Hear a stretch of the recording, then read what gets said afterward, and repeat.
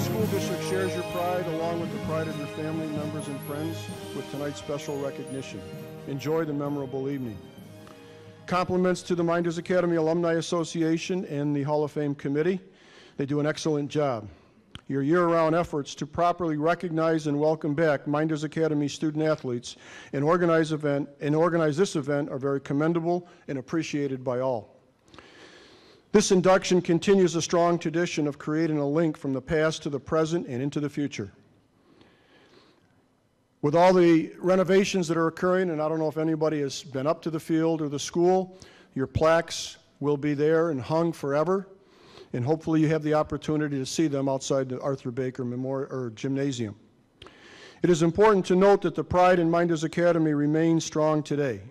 Our current student athletes continue to work hard and replicate past accomplishments, strive to develop new memories with future Hall of Fame candidates, and most importantly, current Mynderse Academy student athletes maintain the loyalty, pride of wearing Mynderse Academy Blue Devils on their uniform.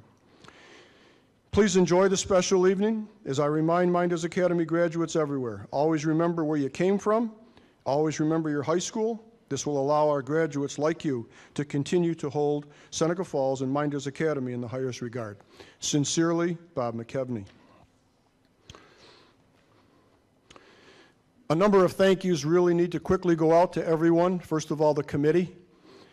The committee meets throughout the year, not only to select people that have been nominated, but also to kind of go over and prepare this event, which does take some time. We certainly appreciate all our donors. Many of the people in the community and some of the organizations in Seneca Falls have put forth money to help this event be a success. Would also like to especially recognize Fran Piscatelli, Seneca Metals for their outstanding donation, not only this year, but over the years. They've gone way beyond what is expected. And that's not to take away from all the donations that are received. They're very much appreciated and certainly help us very much. I would like the committee to be recognized. Pete Wormuth, John Capacci, who hopefully is watching us tonight via podcast, Rod Verke, John Nicholson, Ted Novak, Liz Beck, and Lisa Anderson. Thank you to all of you.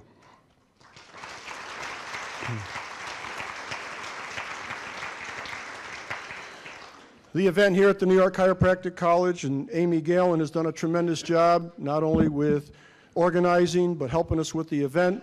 I think the food, the drink, the opportunity for everyone to socialize was a very positive event, and hopefully you appreciate it, and we certainly would like to thank Amy and her staff. The plaques and the statues that each individual or the team will receive tonight were created and done by Butch and Jane Akionis, who do a tremendous, they're involved in Engraving Incorporated. They're out of Waterloo and they do a great job for us. From the Seneca Falls Museum, Chris Podzowit does a tremendous job in helping us gather information. And as I said, all of our contributors. Thank you to Carlo Lorenzetti and the Mynderse Academy Alumni Association for help offsetting some of the costs for tonight. The newsletter that we put out goes out twice a year, and it goes to every current inductee, whether it's an individual or a team. We would ask that you please look at it, and at any time there's opportunity for you or to make any comments or have any suggestions, please don't hesitate to let us know. At this time, I would like to, and if any current member of the Hall of Fame is here, we would like you to please stand to be recognized. We have members of the 1938 football team, which was inducted, and I think Mr. Pioli, and I know Mr. Pioli is right over here. Louis, thank you for coming, and congratulations again.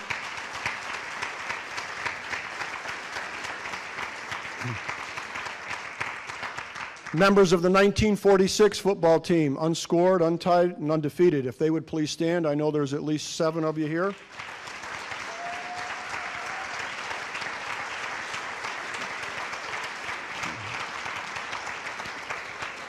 The 1985 soccer team under the tutelage of Coach John Nicholson, please stand.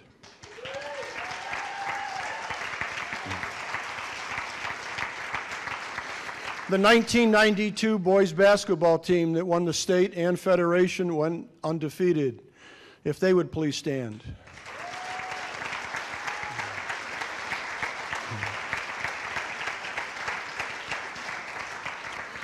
We also have, obviously, all the other individuals since 2010 that have been inducted. We would like them to stand, but before you do, this is the fourth year that we've had this event, and every year the people that have earned the right to be inducted into the Mynderse Academy Hall of Fame, we're fortunate enough to be able to be here. One individual, however, because of his career and profession, the year he was inducted was in Germany coaching in the NFL Europe program, and last year had another commitment.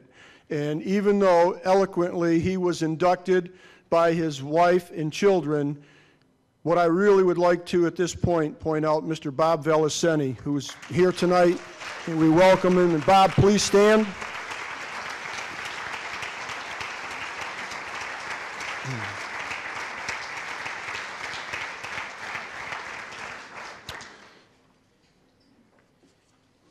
In the program that hopefully everyone has this evening, we'd like to point out a couple of things. First of all, obviously our donors, and second of all, we still, believe it or not, have current student athletes at Mynderse Academy. In this past year, the 2012-2013 school year, if you take the time to look at it, there are some very outstanding accomplishments in there. And hopefully you'll have an opportunity to look at them. Some of them you may know, some of the names you may not recognize at all, but nonetheless, these current student athletes and hopefully future inductees into the Hall of Fame receive your recognition. At this time, it's my pleasure to begin introducing our inductees. And I would like to call upon current Board of Education member and committee member, Mr. Peter Wormuth, to make a Title IX presentation. Mr. Wormuth. Oh, we're going to do it? No, I'm sorry, I lied. Thanks, Ted. Thanks, John. I appreciate that. Sorry. Before we do that, there is a little quick video that everyone needs to see. I apologize.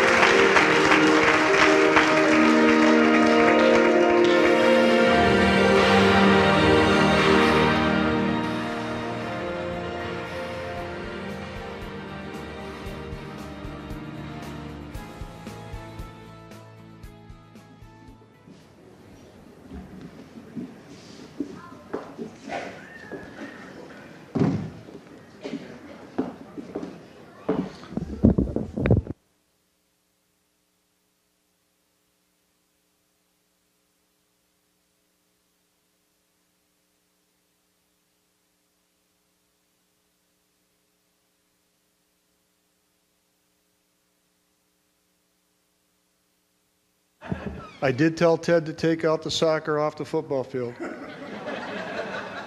I know you're watching it on the computer, Coach Davis, but yes. I promise next year we'll get rid of the soccer. I promise.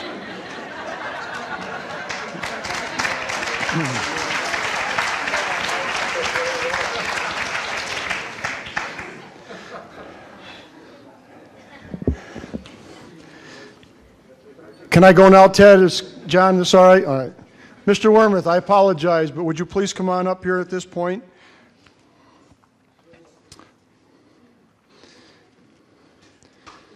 Pete is here to present the special Title IX presentation.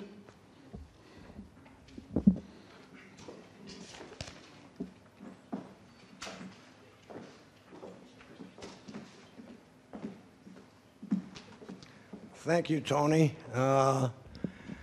I really didn't want to go now after that beautiful film that was shown, but I'll take a crack at it. Some of you people may not recognize me. My facial expression has changed a bit over the last few weeks. And I thought by growing a goatee and a mustache that I'd look younger. But it all came in gray, so that didn't work. So now I'm saying, since I'm a lifelong Boston Red Sox fan, that's what the beard is for. Okay, we'll talk a little bit about Title IX. It was enacted on June 23rd, 1972, 41 years ago, which simply states that no person in the United States shall, on the basis of sex, be excluded from participation in, be denied the benefits of, or subjected to discrimination under any education program or activity receiving federal financial assistance. In a rather amazing coincidence, a woman who was most instrumental in the development, passage, and implementation of Title IX is in Seneca Falls this weekend to be inducted in the National Women's Hall of Fame.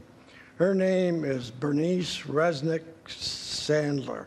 So all you young women who were able to participate in all sports since the enaction of Title IX have her to thank. Well,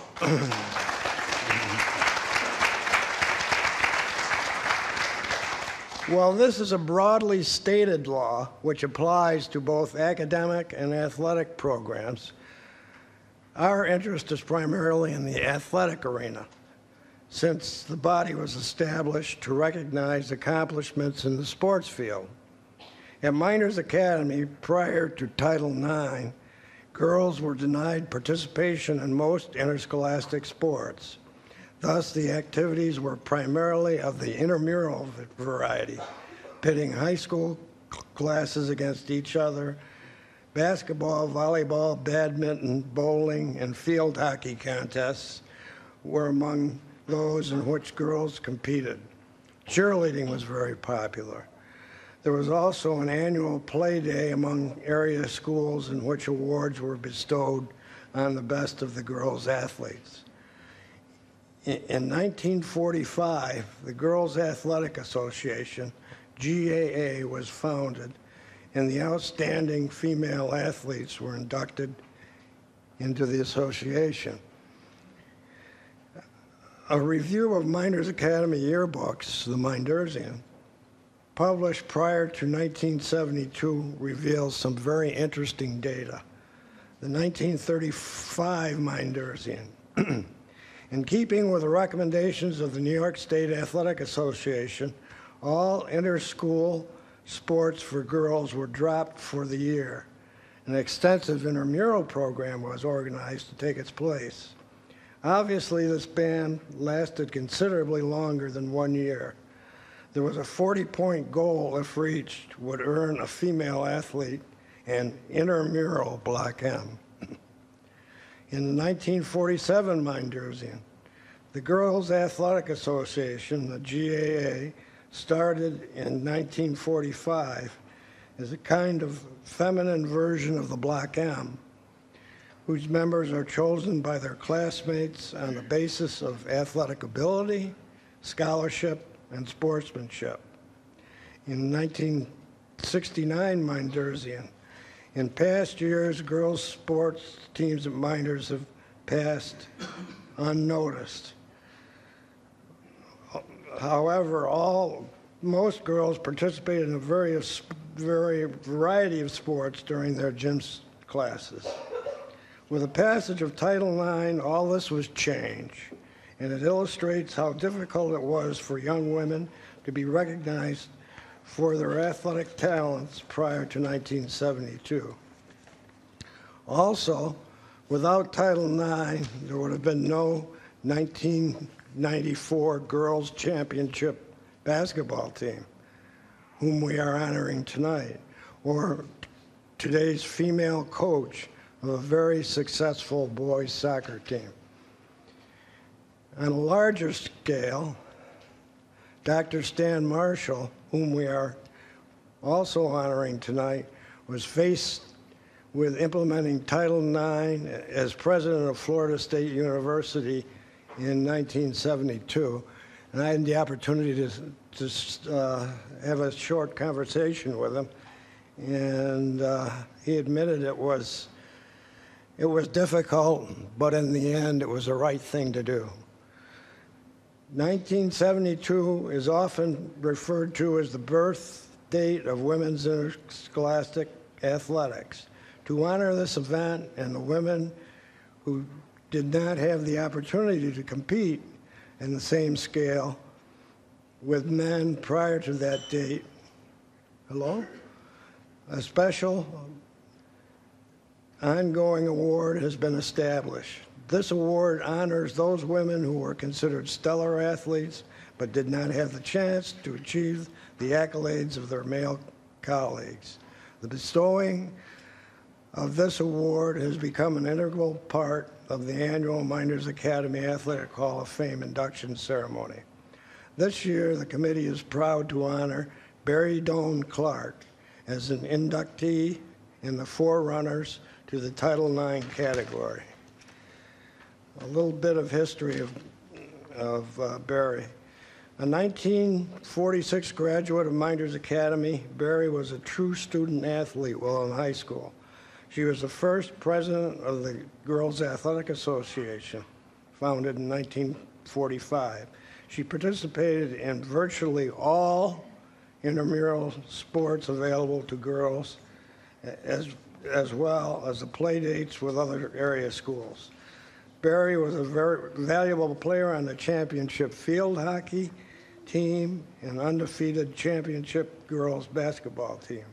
Scholastically, she was senior class vice president, served on the Mynderse microphone all 4 high school years, was co-editor her senior year. As a senior, Barry was also a member of the Mynderse staff. While participating in all these activities, she was also an excellent student.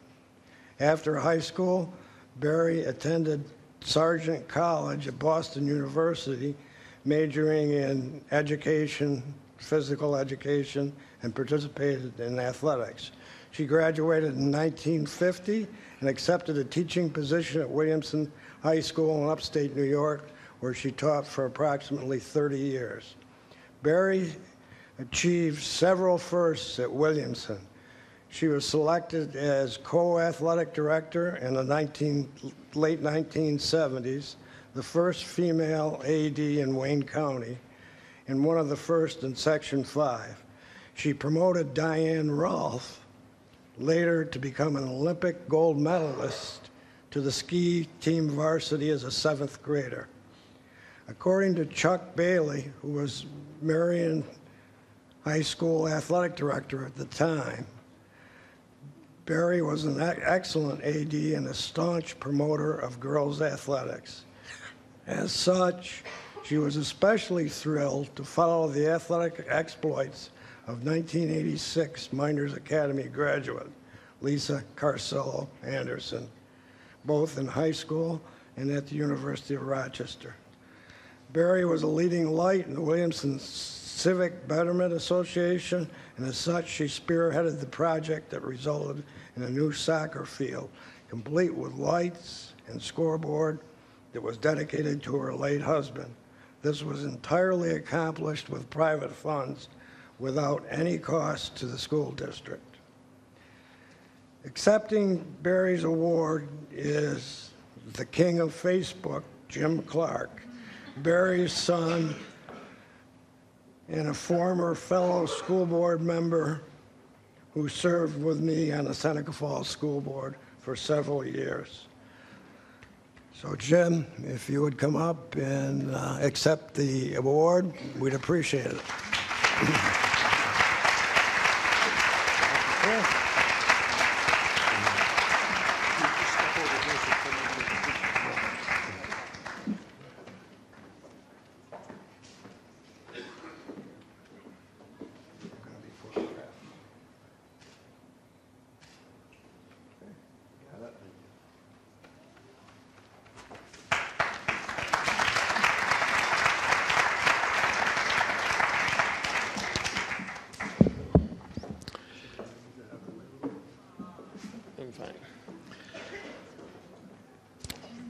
Good evening.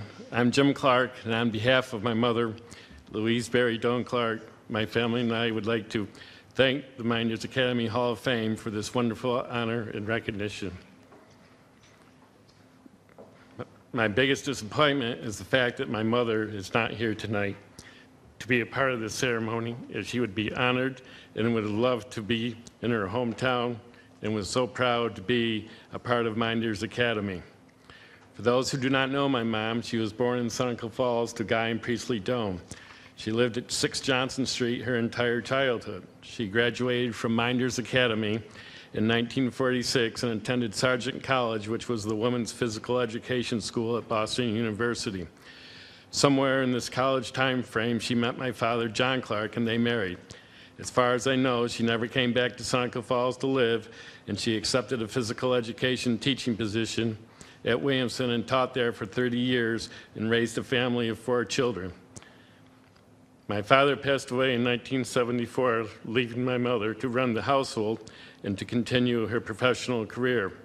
She became athletic director in the fall of 1976. She married a second time, my father's brother, James H. Clark, in 1979, and soon she retired soon after, and they continued to live in Williamson until her too soon death in 1991. She was 63. When I was made aware of this award, I was asked to look for a picture of my mother. I wasn't given much guidance and really struggled finding the right picture. I struggled with the fact that if this was the Mynderse Academy Hall of Fame, then I should have a picture of her Mynderse school years, and it should be a varsity sports team picture. But think about that statement. I know I can be slow sometimes, but it didn't take me long for me to figure out there was no varsity sports teams. Yes, there was intramurals, girls sports, but in my opinion, that is the equivalent of saying college is a good place for a girl to meet a husband. Obviously, I found no action shots. However, I did find a picture of my mom that might be in her early mid-teens, not sports-oriented, but I picked it because it really tells 1,000 words if you knew my mother. And this is the picture. And obviously, she didn't care what the dress was, and we all have those pictures in our albums that cry, "What was I thinking when I wore that?" This probably was the fashion trend for the day, but if it wasn't, my mom didn't care. If my mom liked some style, some cause, or someone, she didn't care what others thought. There was no testing the waters with my mother. You were either all in or all out. As I look at this picture, I see an aura of confidence. And with this confidence, I see something that you might not see in this picture. My mother was fearless. My Aunt Nancy will tell you she wasn't even afraid of her father. Not that this was disrespectful, but she was a bound and determined young lady. She was not one to follow the pack. Another trait that I didn't understand or recognize as a child, but appreciated as I got older, was that my mother was a leader. She wasn't a leader from an authoritarian role, but a leader that brought out the best of one's ability of the people around her and the students in her classroom. Think about this. How would you convince a slightly overweight, hormone-raging, gawky teenage girl to get up in front of the entire class and walk across a balance beam less than 4 inches wide, 16 feet long for the first time? There were no free passes in my mother's classroom. You were going to try and you were going to make it across. But the funny thing was, by the end of the class, she had all her students believing they were all Nadia Comaneci's. She promoted fair play, fun, and the right way to accomplish the task at hand. My mother came home one night and told the story how a student had called her a very, very unflattering, multiple adjective name, and my mother's response to the student was, "If I was, I'd be a darn good one." My mother would have future altercations with the student, but I think that student found a new respect for my mother. My mother instilled in her students and her children not to be afraid to try something new and give it nothing but 100%. If you didn't care for it, at least you tried, you gave it your best, move on, and find that special passion in your life. Don't put a challenge in front of my mother or tell her, no, you can't do something, especially when there was a way to do it. Those were fighting words in my mother, and stay out of the way, for either you were part of the solution or part of the problem. In the early 1970s, my mother presented a plan to her athletic director and the school board how a private group was going to put lights on the Williamson soccer field and tennis courts at no expense to the district. While the plan was received and approved by the district, it was with some doubt and reservation. I think their timeline was a little aggressive, and how could they ever raise the money needed in that short time? I believe they presented in January '72, and I played my junior year under lights in 1974. Organization was my mother's middle name. I can't tell you how many candy bars, cleaning supplies, knit hats, and jackets the sports team sold, but it was completely organized by my mother, and they paid off the total debt of the project by 1980. In her athletic director years, she organized the entire athletic banquet night and had all the varsity letters, paperwork, and those little pins and bars in their appropriate containers. The week before the athletic banquet, our dining room would become the war room for organizing this event. My sister will tell you she didn't dare to go into the dining room, but if you did, don't touch anything. Remember, this was before the term PC was known, allowing you to push a button and have your official award list pop out. For those in the crowd who had to endure their school years with their parents teaching in the same district, you'll appreciate this. It was said that if I burped at 8 a.m. in the morning, my mother knew by 9, if not sooner, and even though we were in separate buildings. How about the double whammy of having your mother as the physical education teacher who instituted the required gym outfit where there was no, none, zero leeway to interpretation? If you didn't have the required white socks that day and thought you were going to wear your colored socks that you had on in gym class, you'd be wrong. You could go over and sit in the corner. Do it again and you can go and sit in the principal's office. I can't tell you how many beating threats I received from boys and girls, mostly girls, when they realized I was her son. Adding insult to injury, my mother became AD when I was in high school playing sports, fall, winter, and spring. The conversations were difficult at the dinner table when the AD was not willing to listen to one complaint from me how unfair or inconsistent a coach was, even if she agreed and knew I was right. My mother said, you don't have to go out next year, but you will not quit or give up in the middle of the season. This was one of many lessons I took to heart. I played soccer at Binghamton University, a Division I style program. My junior year, I was cut from the team. I had never been cut from anything. I guess my soccer coach didn't know the training that I received from my mother. Quit? What was that? Coach, you can cut me, but that won't prevent me from coming to practice. So I just continued to come to practice every day. I worked with the team in warm-ups, did drills, but once the teams were called onto the field that I wasn't going to be called, and went off and kicked at the kickboard. Funny how things work out. 2 weeks later, I'm helping the coach bring in an injured player to the training room, and I turn to go back to the field, and the coach says, "Clark, you're back on the team." I'm thinking to the following week, coach sends me into a tied game with 10 minutes to play in a really important game. I'm thinking to myself, what are you doing, coach? Last week, I'm not good enough to be on the team, and now this.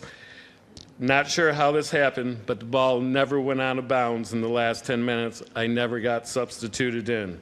But believe me, I was relieved. I was selected at the end of that year as Team Player of the Year and received the same award my senior year, a feat that had never been accomplished at Binghamton. The will not to give up, I owe all that to my mother. On her deathbed, her body ravaged by cancer, my mother displayed that fight to the end. Besides my family, there's at least one person here that recognizes this picture.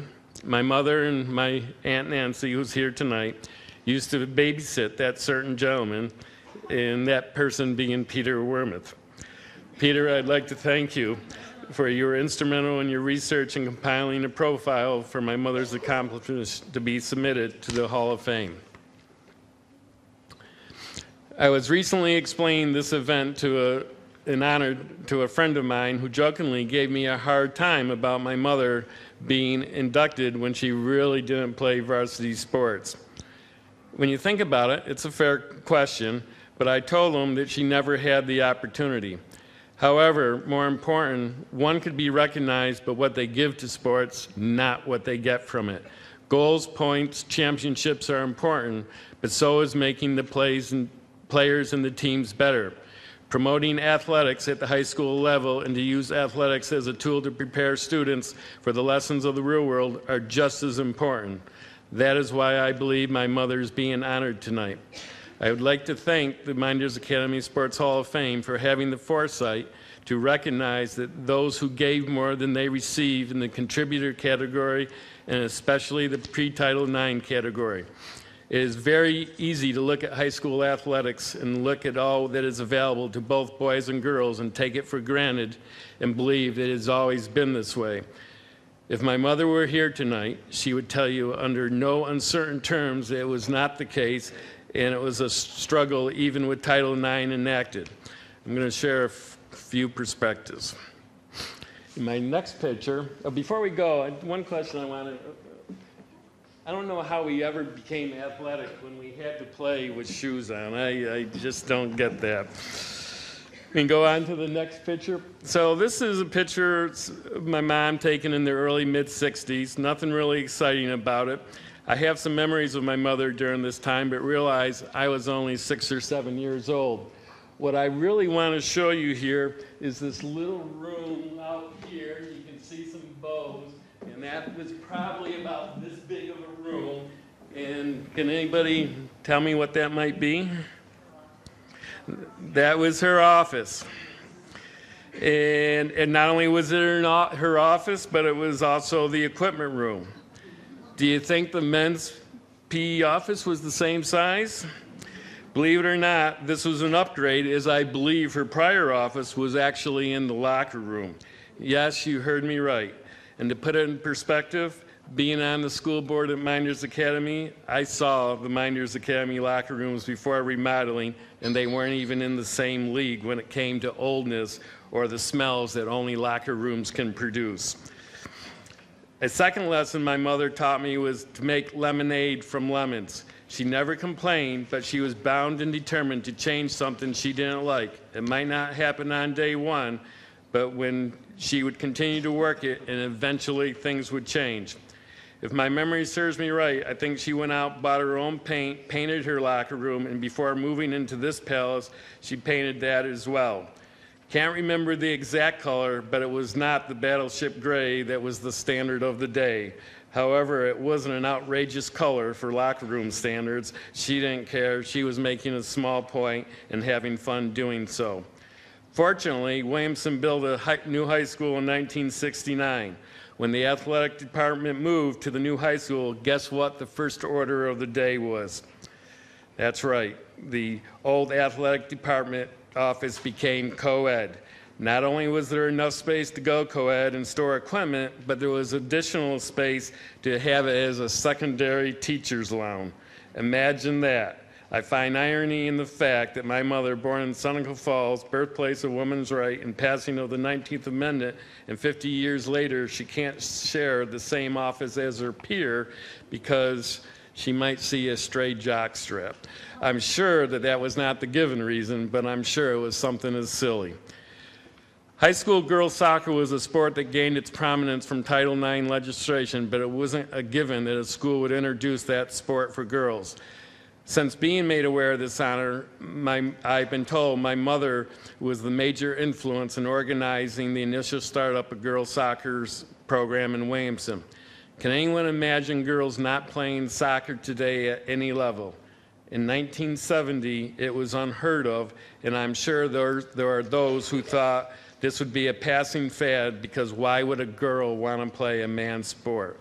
I guess those people were wrong. Earlier, it was mentioned about Diane Rolfe. Diane was an Olympic gold star winner for the women's giant slalom in 1985 and won another gold and silver medals in future Olympics. She was a student at Williamson, and my mother had the privilege to have her as a student in the middle school. Diane obviously was very athletic for her age as she left Williamson in 8th grade to train for the Olympics year-round. Diane was in 7th grade and was talented enough to compete at the varsity level for girls soccer. In this day and age, a 7th grader trying out for varsity sports is not uncommon for various reasons. In those days, not so common. But then, even today, as passed, a junior high athlete had to pass physical fitness tests to compete at the varsity level. This test was determined and managed by the state, but administered by the local PE teacher. My mother was asked to give the test, and this was her first exposure to the process. She thought the test would be a purely physical aptitude test, just like the boys. Physical aptitude, just like the boys. The test was, but then she got to the paperwork, and she was asked questions like, is the student menstruating? Are her breasts developed? Does she have pubic hair? My mother was not one to come home and share work issues with her children, but she was livid that day. My mother was so upset over this, I heard her make the comment that someone in Albany was getting a call that coming Monday. I don't know if she ever made this comment to that person in Albany, but I did hear a comment saying she wanted them to explain why there were no questions about the size of the boy's anatomy. Not exactly in the same words, but you'll get the gist. I'm sure she had that discussion with someone, and I would like to believe she made a positive impact for future testing. Diane qualified and played varsity soccer, even if only for 1 year at Williamson. The rest of her career is history, and my mother could have been more proud when she won that Olympic gold medal. Earlier, I stated my mother was proud of Mynderse and Seneca Falls. I have two quick stories to exemplify this spirit. I know that Lisa Carousel is here tonight, and my mother, who went to school with Lisa's uncles, should have been Lisa's PR person. Lisa, who had many sports accomplishments at Mynderse Academy and in college, set the Section 5 record for scoring and assists in soccer. I was living in another state at the time, but getting weekly updates from my mother as Lisa closed in on that scoring record. If it wasn't scoring, then it was basketball updates. I'm wondering, who is this superwoman, and how cool that she came from a small town just like Williamson. This might be my opinion, but I believe it's Lisa's era of high school athletics that were the first to get the same level of recognition as boys when it came to media coverage. No longer was girls' sports buried on the back page. The last I want to do here is paint my mother as a woman liberator, as she wasn't. She just wanted fairness where fairness was due. The fact that women's sports were finally getting its fair share in the media spotlight and a girl from Mynderse Academy was making this happen was only icing on the cake in my mother's eye. Lisa, my mother would be tickled pink that you are the men's soccer coach at Mynderse Academy and doing such a wonderful job.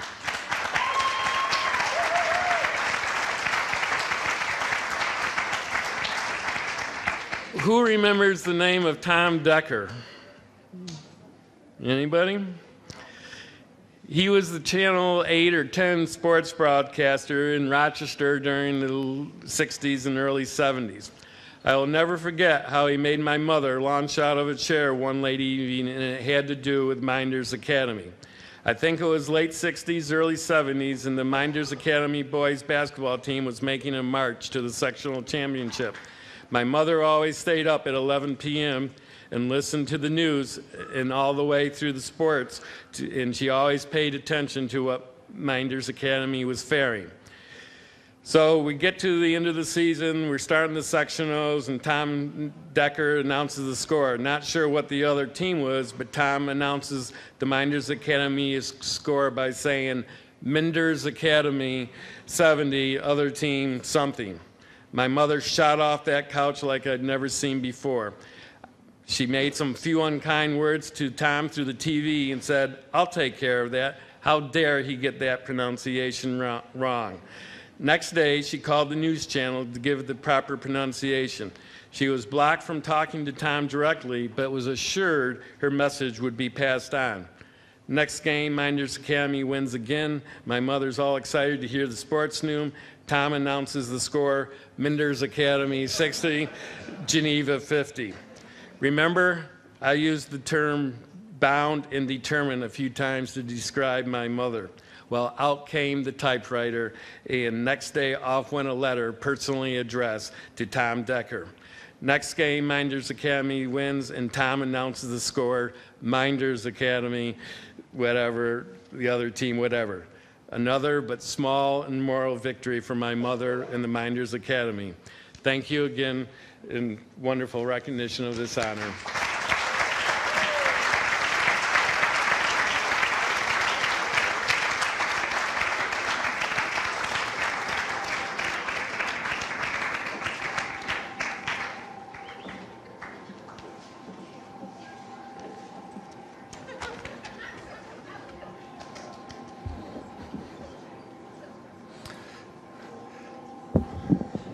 At this time, it's my pleasure to call up Mr. John Nicholson, Hall of Fame member, class of 2010, to recognize lifetime contributors.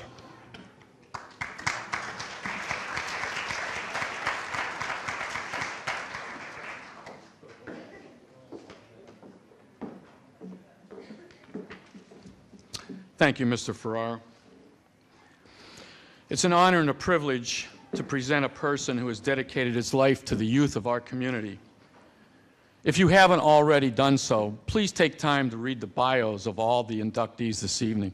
They're unbelievable. David's bio is just a short introduction to the good works of our contributor inductee. I truly wish that I had a nickel for every time I said or heard somebody else say, "Thank you, David."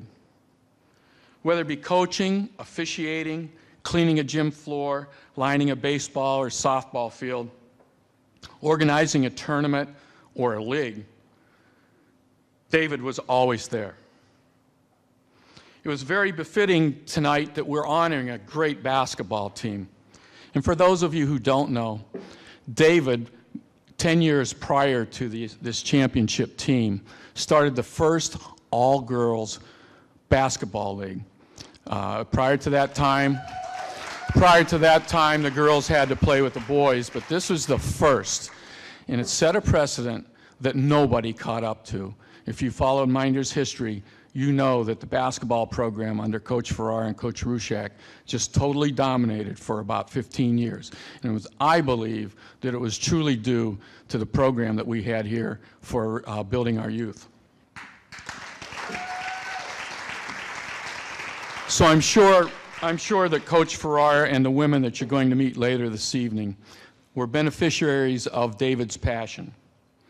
Before I call Dave up to the stage, I'd like to thank Dave's wife, Donna, his two daughters, Julie and Jennifer, son-in-law, Frank, grandchildren, Keegan and Brady, for sharing their husband, father, and grandfather with us for so many years. Thank you so much. Since volunteering is generally considered an altruistic activity and is intended to promote good or improved human quality of life, David, you have just definitely done that to the community of Seneca Falls. Ladies and gentlemen, it's my honor and privilege to present Mr. David Baker to the Mynderse Academy Hall of Fame, Class 2013.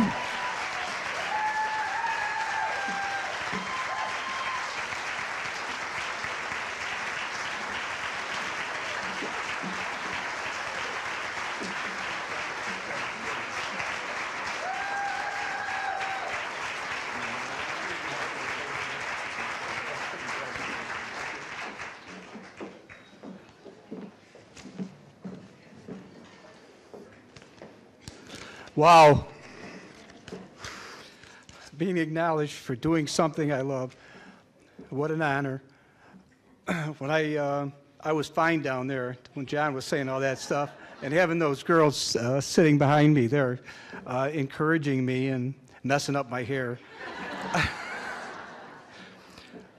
I would like to thank the Hall of Fame committee for selecting me and John Nicholson for his comments and for introducing me tonight.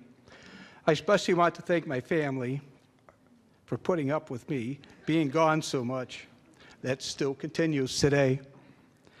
My wife is a saint, and I'm very lucky to have a wife that allows me to do the things I love. I said I wasn't going to do this when I come up here, but, you know, thanks, girls. I want to thank my daughter Julie and my daughter Jennifer and son-in-law Frank for giving us two amazing grandsons, Keegan and Brady, both of whom give me a lot of incentive to keep my energy up. I also would like to thank Donna's and my family, many of whom are here today, for their support and for sharing in this very special occasion with me.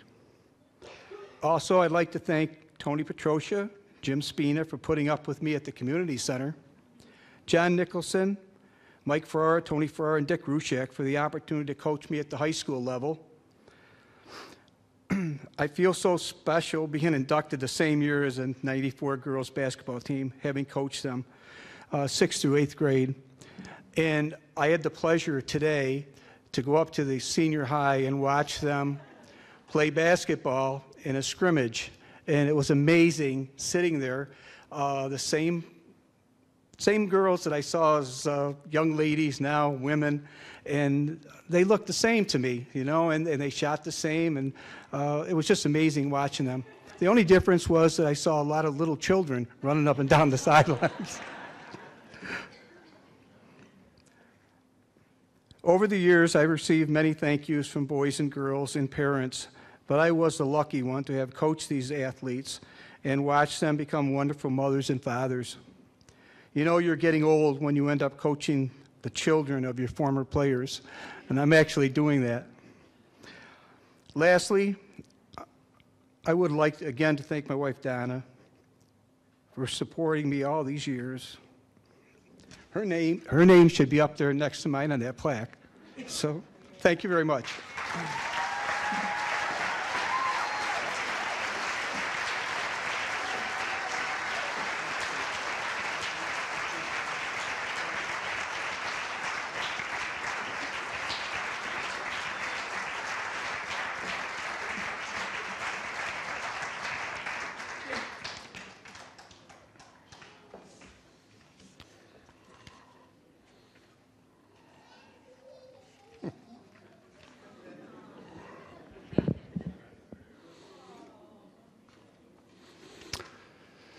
Next, it's my pleasure to introduce Mr. Lou and Mrs. Barbara Ziri as they will introduce the next lifetime contributor. Mr. Raziri.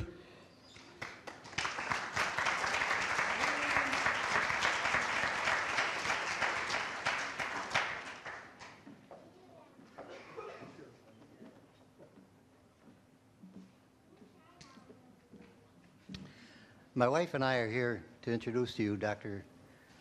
J. Stanley Marshall, also known as Coach. Coach began his teaching career at Mynderse Academy in 1947 as a science teacher. However, because of his versatility, he also taught girls PE.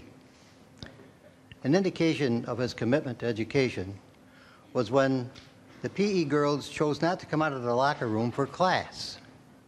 Coach, after one knock on the locker room door and a warning, went into the locker room and chased the girls out to the gym. After that, there were no more refusals to participate in physical education. He began the sport of track at Mynderse after there being a lapse of 13 years without the sports at Mynderse Academy. Because the district was without a track, he sought and received permission to use a former horse racing track on West Baird Street. He and his players dug jumping pits, smoothed out the track, and marked out the track for the running events. During his first year as track coach, 4 team members placed first in District 5 sectionals in their respective relay events. During the second year, 3 members went to the sectionals, where 2 people came in first and the 3rd person came in 4th.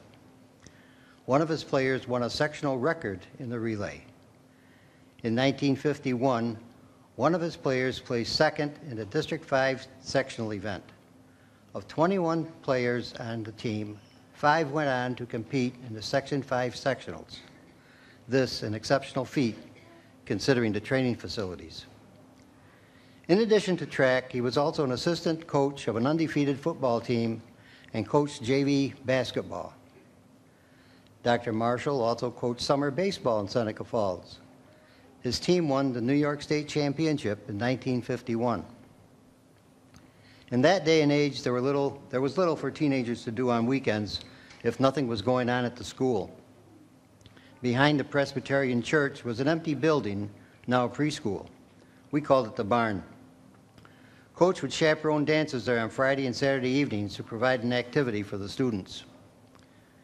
Coach also took a personal interest in the lives of player students. A case in point is him taking team members to the home of an ill player to cheer him up during the player's illness. This intense interest in students served him later in life when, as president at Florida State University during the riots, he was the one person able to convince the students to stop their unwarranted behavior and return to class. To this day, he is in close contact with many of his former students and has for many years been a member of the Mynderse Academy Alumni Association. Not a person to cry over his mistakes at Florida State University, Dr. Marshall hired legendary coach Bobby Bowden a year or 2 after first rejecting Bobby's first application for a coaching job. Remember that, Coach? Among many of the positions Dr. Marshall has held are, by presidential appointment, he served as a Secretary of Navy's Board on Naval Education and also was a member of the Board of Regents Library of Medicine. I could go on and on. However, interested parties may read 2 books written by about Dr. Marshall's exploits, The Stan Marshall Story and The Tumultuous 60s, to get a broader picture of this fine individual. Ladies and gentlemen, please welcome Dr. J. Stanley Marshall, Coach.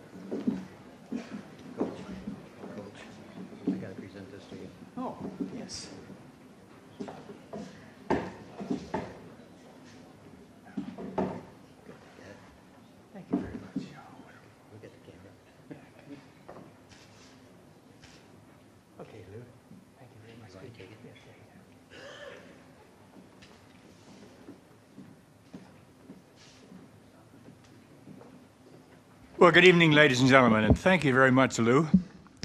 This cane I use, you understand, just for style. Carry it around and use it for that.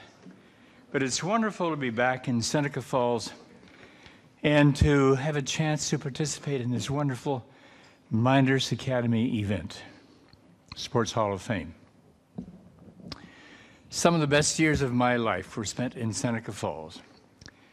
I came back in 1945, I guess, from World War II service for 3.5 years in France and Germany. Glad to be back. Had one semester to finish it, graduated at Slippery Rock College. Did that and knew I wanted to be a science teacher. I decided that in high school. And I decided to make the search a little broader than many of my classmates were making. And so I joined a placement agency in Philadelphia to get a list of openings. And they gave me several, including one in Seneca Falls, New York. And that one interested me. I didn't have a car, of course.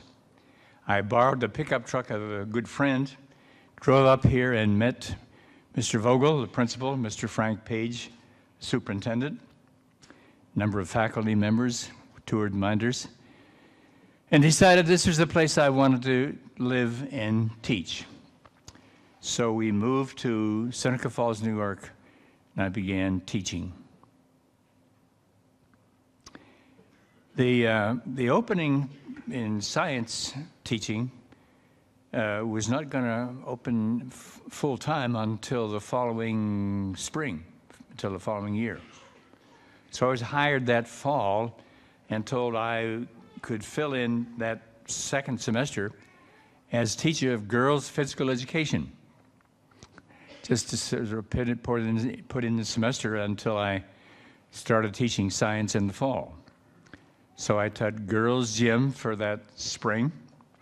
Enjoyed that, but when the job opened in science in the fall, I was there. It was a great opportunity for me, and while it included, my responsibilities included all of the sciences, there was a special emphasis on physics, and they really wanted somebody to make some improvement in physics. They told me that my predecessor in physics had not done a very good job, and somebody said she had passed only half of her students passed the New York State Regents exam. I didn't believe that because a good school like Mynderse wouldn't have tolerated that. But it wasn't a very good record. And in the first year, 100% of my students passed the physics Regents exam. In the second year, 100% of my students passed the State Regents exam. In the third year, the same. In the fourth year, the same. In the fifth year, my last year in teaching, one student didn't pass the New York State Regents exam. So I had a pretty good record, and I was pleased to be here and proud of that.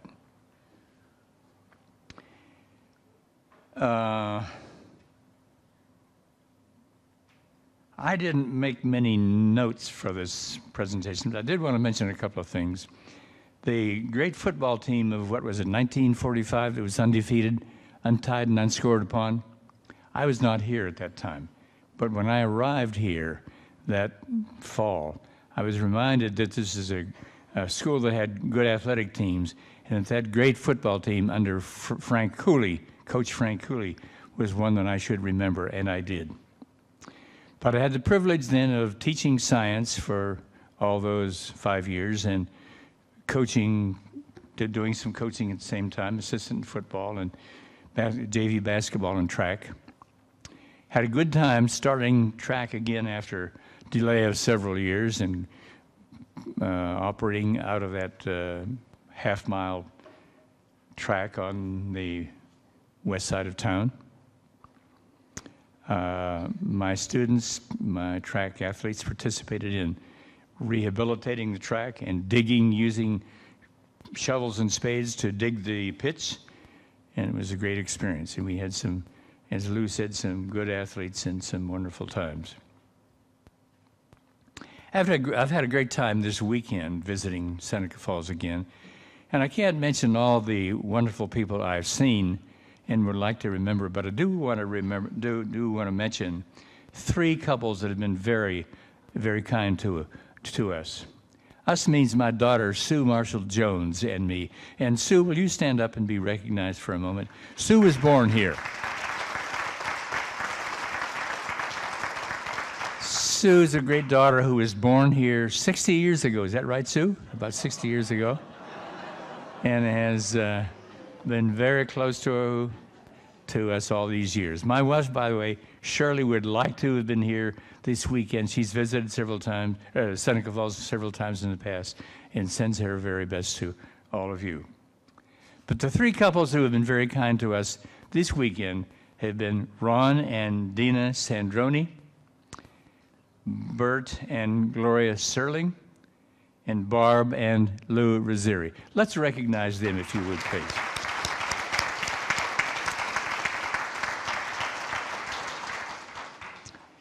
And so, Principal Ferreira, let me tell you that it's wonderful to be back in this town. I've had, and associated with this high school, I've had some wonderful times in Seneca Falls, and my association with Mynderse Academy is one. Well, let me tell you that I mention it all the time. In my writing and in my speaking, which I have an opportunity to do occasionally at Florida State University, I mention Mynderse Academy often as a school that gave me my start and had more influence on my personal and professional life than any other experience. Thank you for letting me be here this weekend.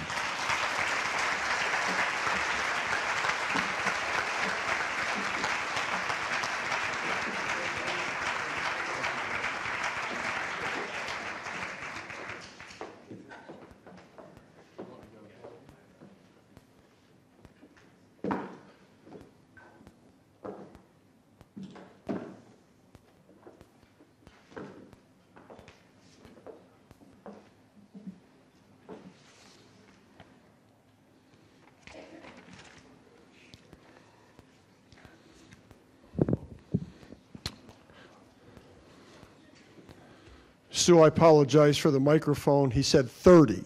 It came out 60, but he said 30. Dr. Marshall, it's a pleasure to have you back in Seneca Falls. Physics is a tremendous science, and I'm sure you left an impact, a tremendous impact on those students, and not only in athletics. And many of you don't even know where that track is. As a matter of fact, it's covered up now with brush and everything else. But it was originally, I think, a horse track, so I was told back in the day. So to create and do something of that nature and stature and be that successful is a tremendous accolade. Thank you very much.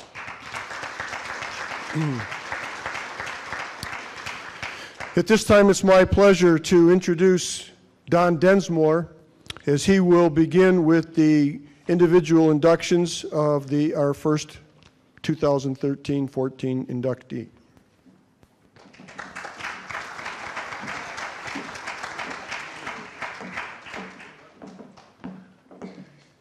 As I get my papers together here, give me one moment. I'm going to lose this sport coat. It's hot up here. If I forget it on the chair, somebody just yell out and remind me, please.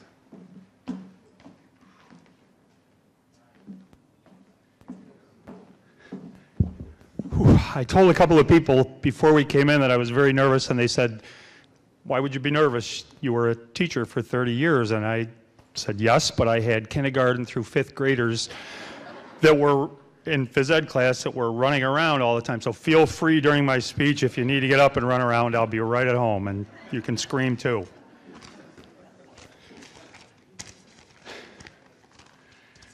I did notice the Secret Service in town yesterday, and without thinking, I thought, boy, this Hall of Fame thing is really a big deal. There might be something on Chris's biography that I missed that I'm not sure what he's doing, but then I realized it was for the Women's Hall of Fame.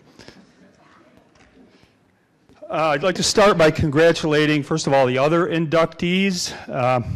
There might be and could be and will be some talk about some natural talent, but whenever that is done, oftentimes people think, well, natural talent, those people didn't have to work that hard. Well, guess what? Chris Dragone would never be the person he is or the runner he was, and none of the other inductees and people in the Hall of Fame would have been where they are without good hard work. And there's a lot of wasted potential out there, but obviously a little bit of talent and a whole lot of work made these inductees what they are today. So congratulations to all the inductees. I'm a little out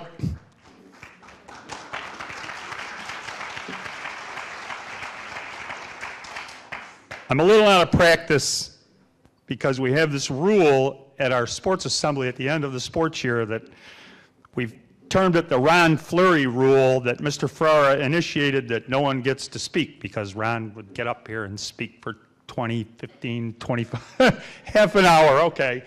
So we have the Ron Fleury non-speaking rule. Anyway, Mr. Fleury, Coach Fleury, could not be here tonight due to previous commitments, so I will be taking his place or adding, hopefully, his thoughts. Well, maybe not his thoughts, but if you know Mr. Fleury.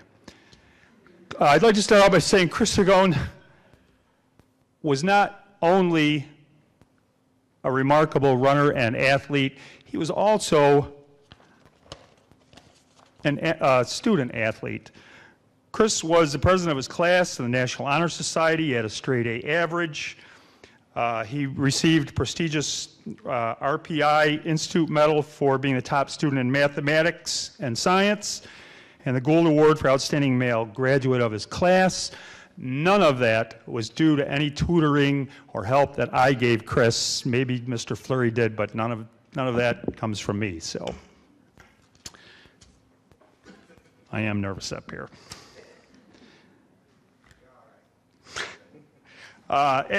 Just a little bit about where Chris is today, and then I'll go over some of his achievements.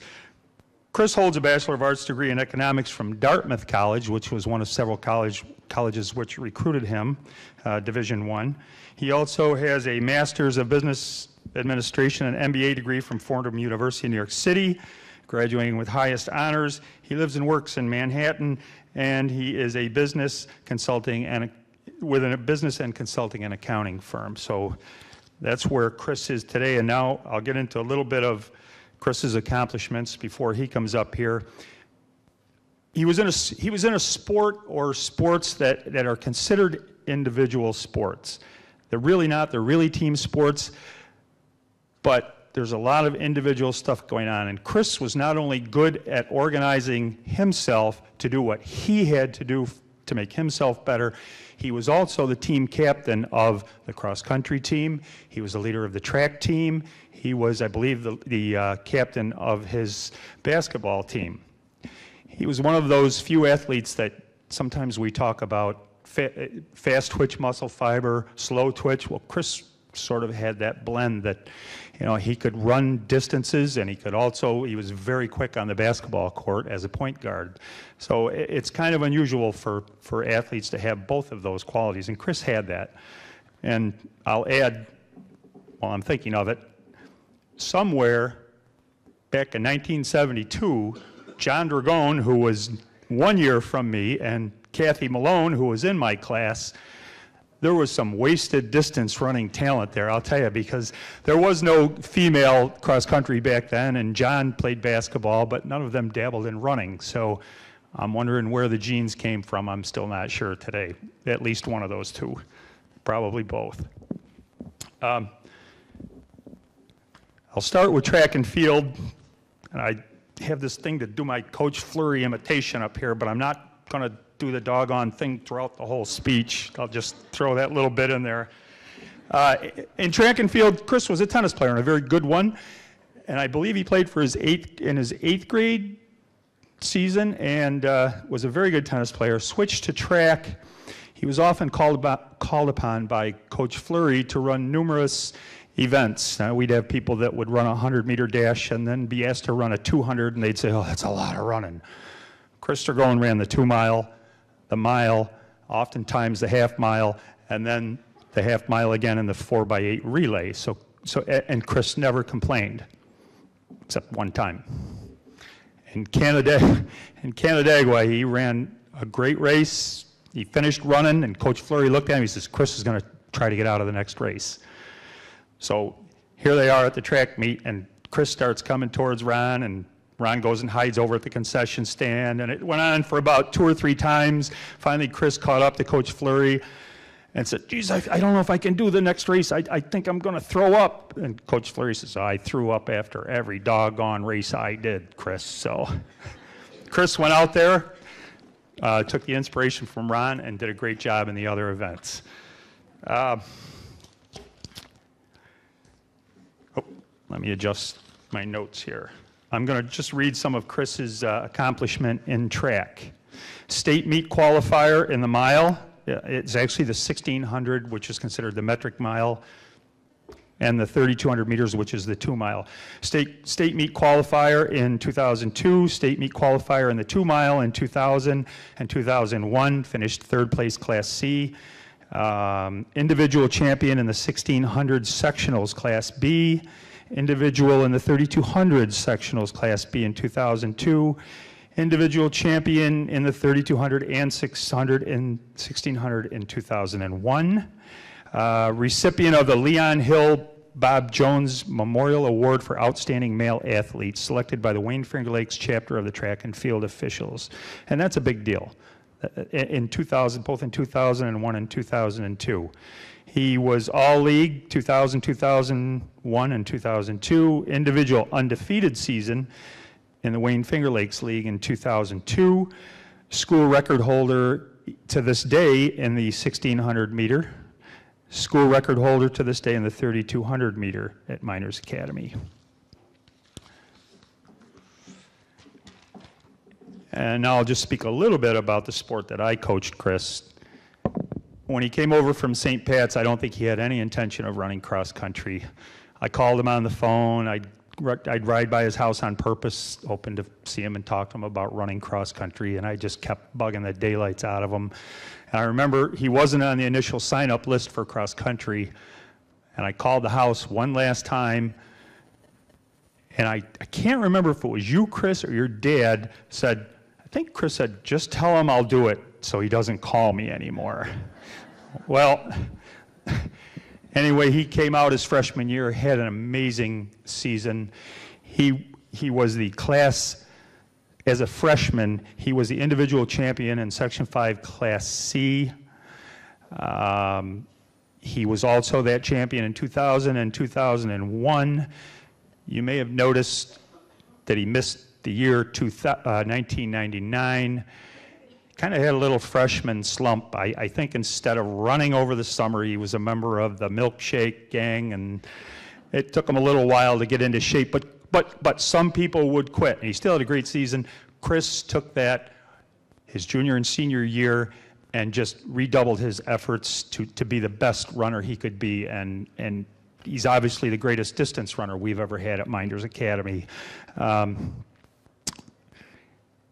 He won the prestigious McQuaid Invitational, one of the largest cross-country invitationals in the country. And every time Chris ran, you got his best. There was nothing ever left out there. Chris would run his guts out, and you just knew. You never had to worry about, and Chris would worry about other runners, and I'd say, Chris, just worry about yourself. The only thing you control is yourself. And control himself he did, because what a career he had. Also just mentioned John and Kathy's support. Once in a while, John and I didn't see eye to eye, but things worked out for the best.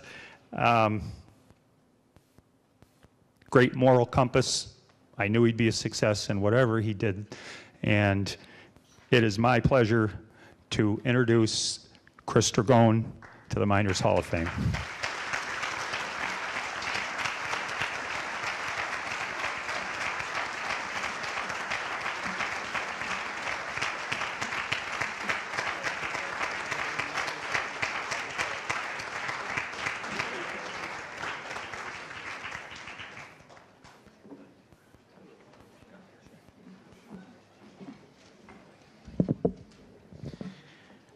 Coach Densmore got me all fired up, thinking I'd be nervous up here, and he seemed to manage out okay, so I think that I can go from there. But thank you, Coach Densmore. I've known you forever, and I've never seen you dressed up before, so You look good, and hopefully this is the first and last time I have to see you in a suit unless somebody else gets inducted up here. I'd like to start out by thanking the members of the Hall of Fame committee and the donors. Without you, we wouldn't be where we're at today. You do a great job not only for Mynderse Academy, but for also the community of Seneca Falls. And a special thank you to Mrs. Anderson to track me down numerous times when I wouldn't get her any of my materials. I'd like to congratulate my fellow class of 2013 inductees, as well as those that have been inducted in the past. Their accomplishments in the athletic field are remarkable, but I think that the main thing is that they're all remarkable people as well. For me to be included as a member in this group is truly a distinguishing honor. And while I stand here, in recognition of my own athletic abilities, I'd like to thank those who have helped me along the way.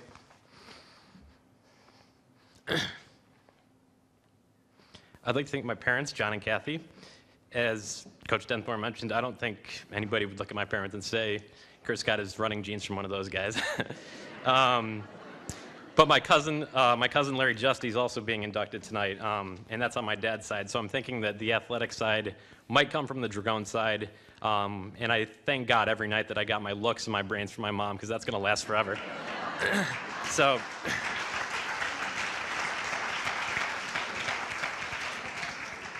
thank you, Mom and Dad. I've also got a great younger brother and sister. My brother couldn't be here tonight, but Beth, you're in the audience. You're a pain in my butt, and we argue all the time, but that's what brothers and sisters are supposed to do. My younger brother, Tim, can't be here tonight.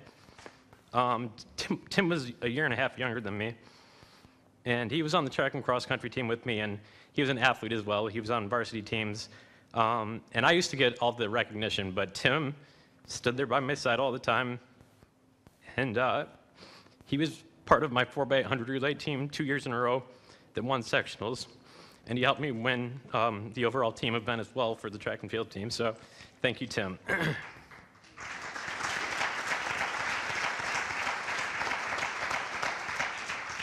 I'd also like to say thank you to my Aunt Joyce.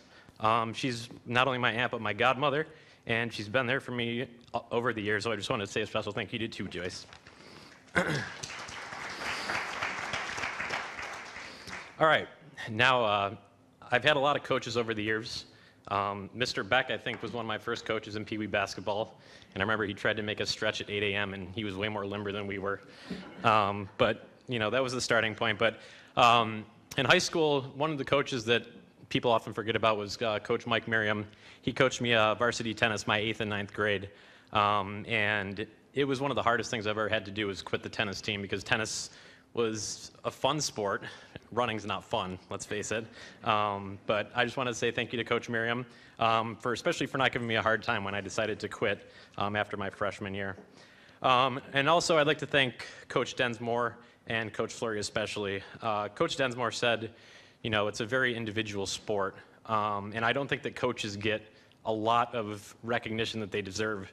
But there's a lot of technical stuff that people don't think about in running. There's the endurance aspect, there's the speed aspect, and you have to peak at certain times during the year so you don't get burnt out. And I think that Coach Fleury and Coach Densmore have both been around long enough. Coach Densmore's been here 31 years, and Coach Fleury even before that over 40 years. So they have great experience, and they were great coaches, and I, to this day, consider them to be my friends. We still go golfing, and if you've ever golfed with Ron Fleury, you're going to shoot the worst round of your life, because you'd be laughing the entire time you're out there. And on top of thanking the coaches for what they've done, again, Coach Densmore talked about this being a very individual sport, but cross country and track are not glory sports. You're not getting, thousands of people watching you. So what really makes you who you are is your teammates. And I just want to thank my teammates and everybody else. This is a great honor, and I'm glad that I'll be part of Mynderse Academy forever, and I'm glad that Mynderse Academy will always be part of me forever as well. Thank you.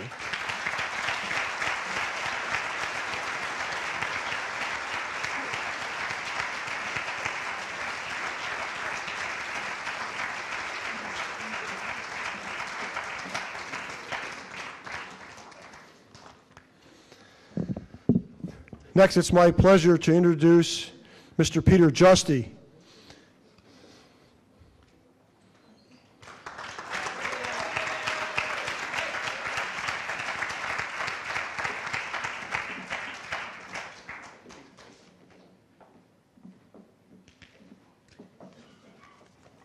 Thank you, Principal Ferrara.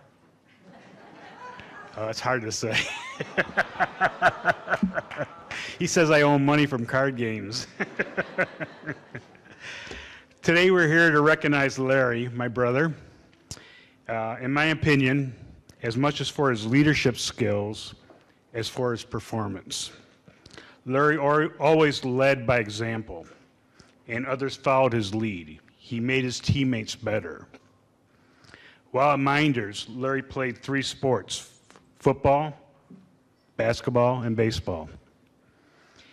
He was not very big, but Larry would play like a giant no matter which sport he played.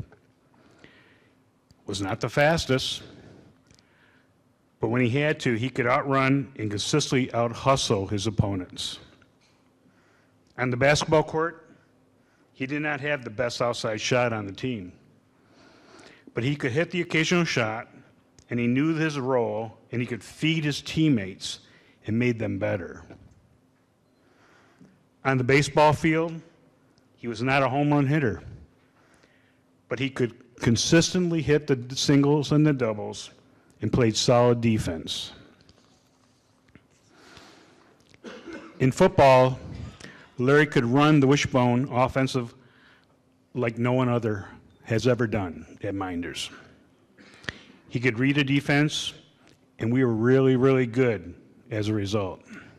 Our senior year, Larry orchestrated us to an undefeated season in 1970.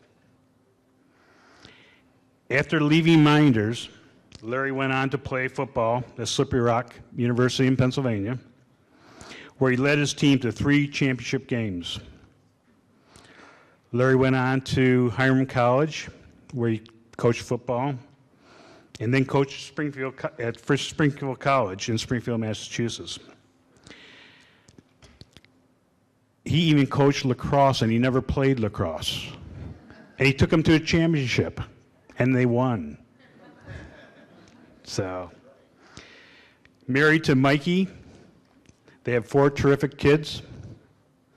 He continues to be a leader in his community, working with many nonprofit organizations, including the Boys and Girls Clubs, youth football, and serving on the Gator Bowl committee. For his play on the court and on fields while at Mynderse and his exemplary leadership, Larry is truly deserving of this award, and it's my pleasure to introduce my brother, Larry Justy.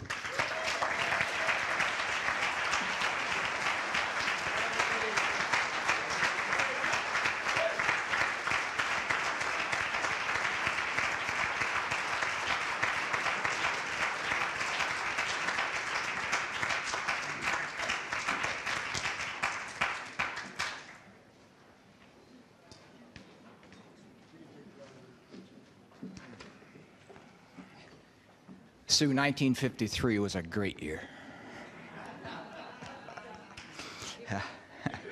Let me begin by congratulating all of the recipients this evening. Ladies, congratulations. Les, he was a legend. Mark, nobody ever called you Mark, it was Piskey. Rod, he and his teammates, they played above the rim before it was legal to play above the rim. Mark, I can just envision this picture of Piskey with his mud all over his uniform and the front page of the paper, staring through his face mask, and the title said, Locomotive. 51 carries in 1 game. Imagine what we would have done on that damn turf, huh?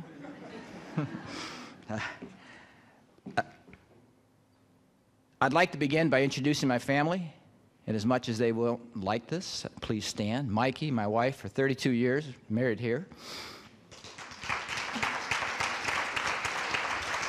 My daughters, Julianne and Emma. My sons, Chris and Jake.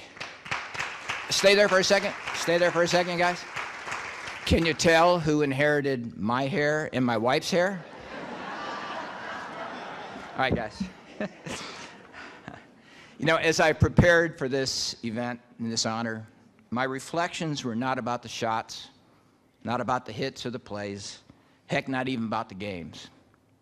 Well, maybe that game against Waterloo with 506 yards and thrashed them.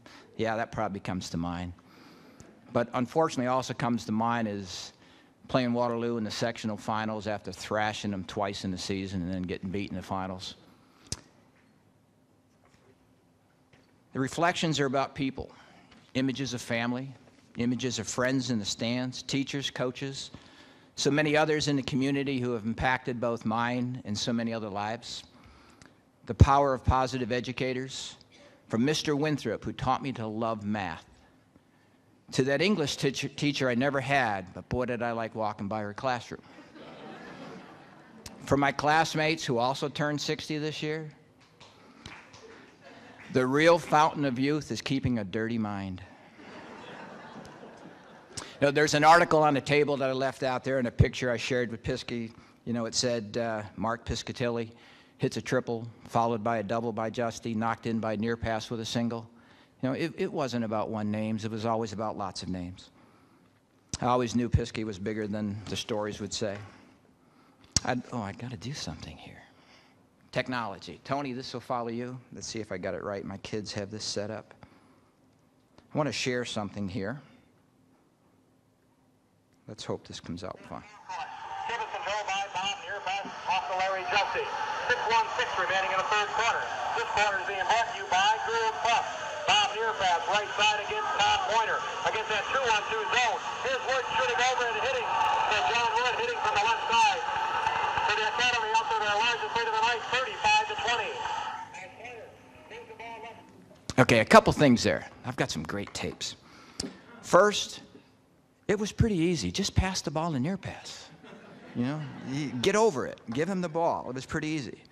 Secondly, it was when the other team shot, Verke or Saviglia were going to get the rebound. Just take off the other way. And Woody, he's smart. He would follow me up. You know, most people would think I missed an easy layup. I was just passing the ball off the board to Woody. You know, I was just patting my assistants. You know, these events don't just happen. They come together because of the love for one another and the memories that are created over time and the unwillingness to not forget each other.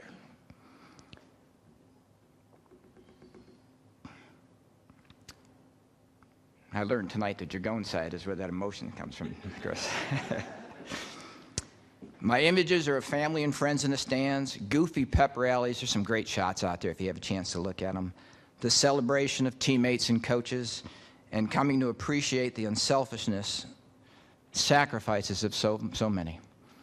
Hearing stories this evening, meeting some people last night. You know, sacrifices begin with my dad.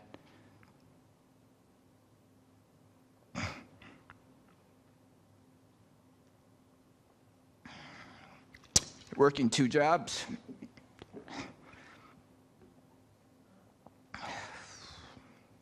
After serving in World War II, in the battles of Northern Africa and Italy and D-Day, Battle of the Bulge. You know, today, Battle of the Bulge has a whole different meaning, especially for all us PE teachers in here. In the audience today is a fellow Hall of Fame recipient, and I want to make mention of Mr. Pioli, a war buddy of my dad, best man at my dad's wedding, my brother's godfather. How special is that?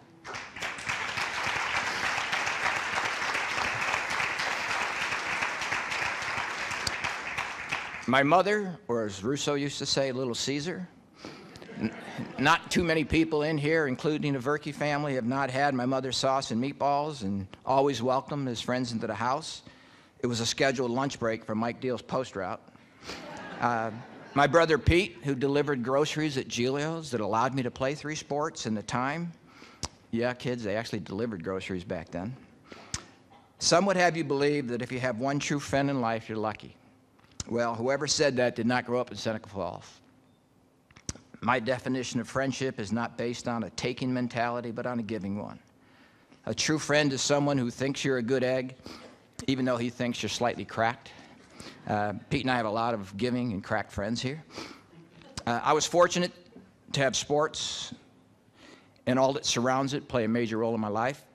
My kids and my many youths in the various communities we've lived, whether it was youth sports, high school, college, Pete mentioned the Boys and Girls Club or United Way or the Baselli Foundation or Gator Bowl Charities. I've been fortunate to be in a position to be able to participate in those events. The selflessness of my teammates, coaches, my wife, Mikey played and continue to play a powerful role in a vision of driving behaviors that I trust will be of value to my kids. This community has taught me to care about family, care about others who are less fortunate, about the value of team over individual. I have shared this with some of you in the room. I spoke with Coach Davis a couple years ago, and it goes like this. Coach Davis, yes, this is Larry Justy. Larry Justy, have you gotten fat and old? So that gave me one vision. And about 2 months ago, I talked to Coach Davis. Coach Davis, this is Larry Justy. Larry Justy, are you still alive? You know, he's going to outlive me. You can just envision the shape he's in to have those kind of comments.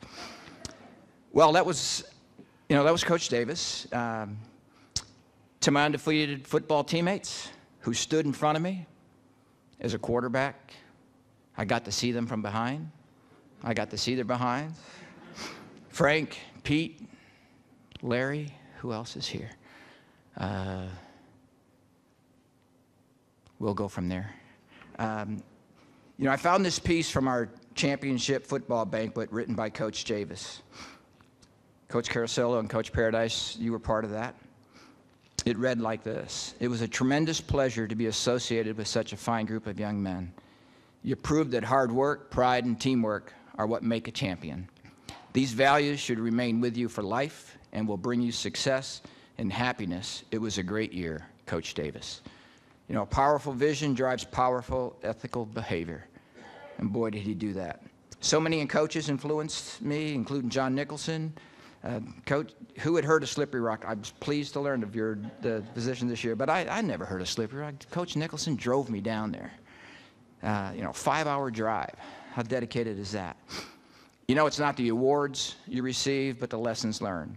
As I walked onto the court of the fields, I had no clue how big of an impact everything that's surrounding the games would have on my life. Being a teammate has taught me how to guide others and lead others when motivation and drive ran low, as well as draw from their spirit and love. I value every mentor I had and have. The lessons we learn from them who have already experienced life can shape who we are if we let them. I'm humbled, honored, and feel so blessed to be a member of this class. I cherish every family member, teammate, classmate, coach, my friends. You know, success used to be easily defined by wins and losses, but difficult to execute. Today, there's a whole different meaning of success. I'm grateful for this recognition I share with so many others. I'd like to conclude with a posting from my father-in-law, Mikey's dad, Dean Frost.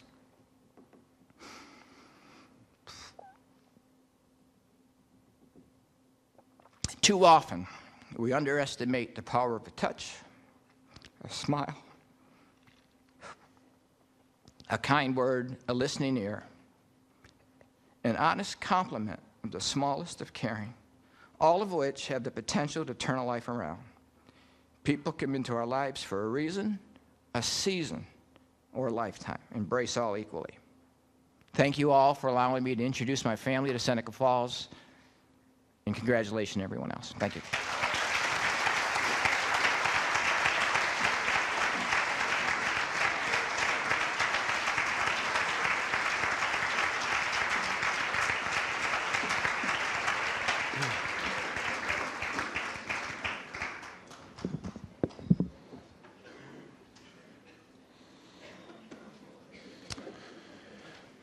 At this time, it's my pleasure to introduce our next presenter. Actually, there will be two presenters for our next inductee. The first presenter for Mark will be Senator Michael Nozzolio.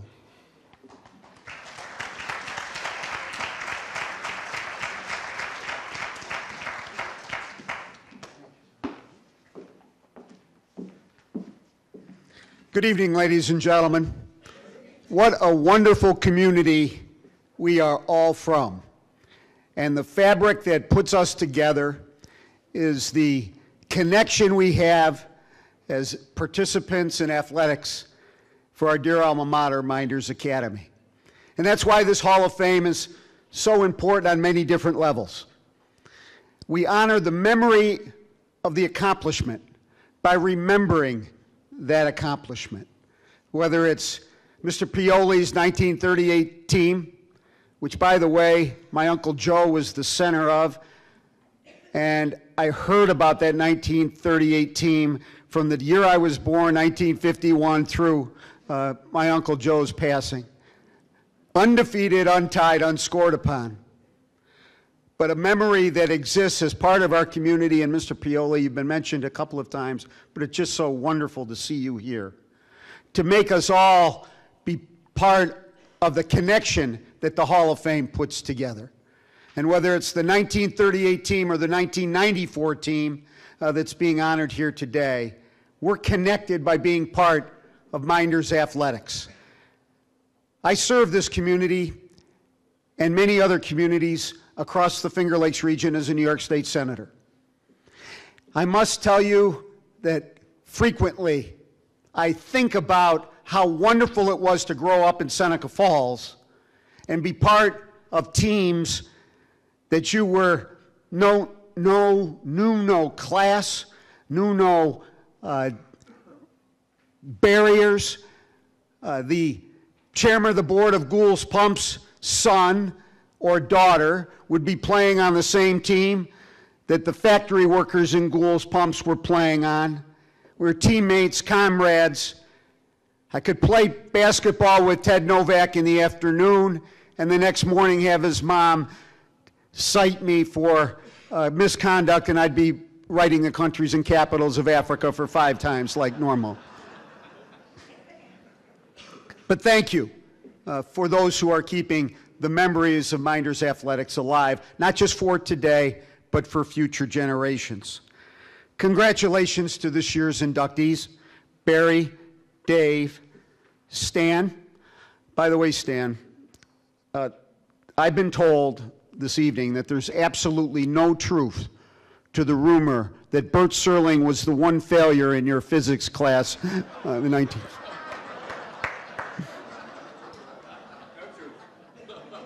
Bert wanted me to clear that up. Les and Rod, heroes of mine, growing up, watching you play, being very proud that you were from Seneca Falls and Mynderse Academy as you outstanding athletes. Mark, Larry, you talked about your dad working 2 jobs. What I remember as a catcher in Little League is your dad hunched over me as an umpire, and he may have been working 2 jobs, but he found the time to volunteer to be an umpire in our Little League years growing up. That's the beauty of his generation, and that's the beauty of Seneca Falls.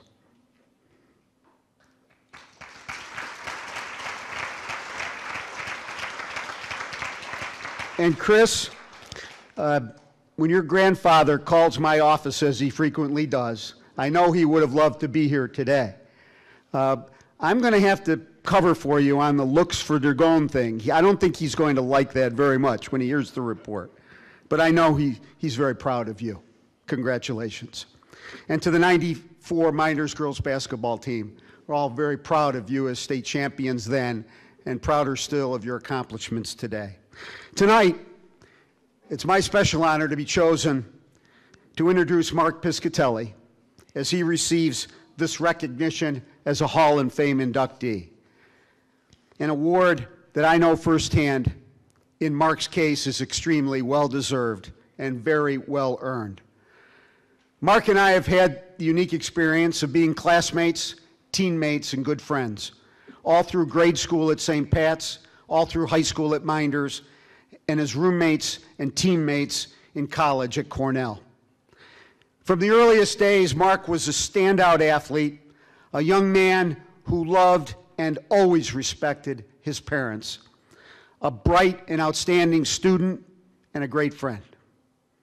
Football, basketball, baseball, and golf were Mark's sports, but it was football where his tremendous record of accomplishment was unequaled.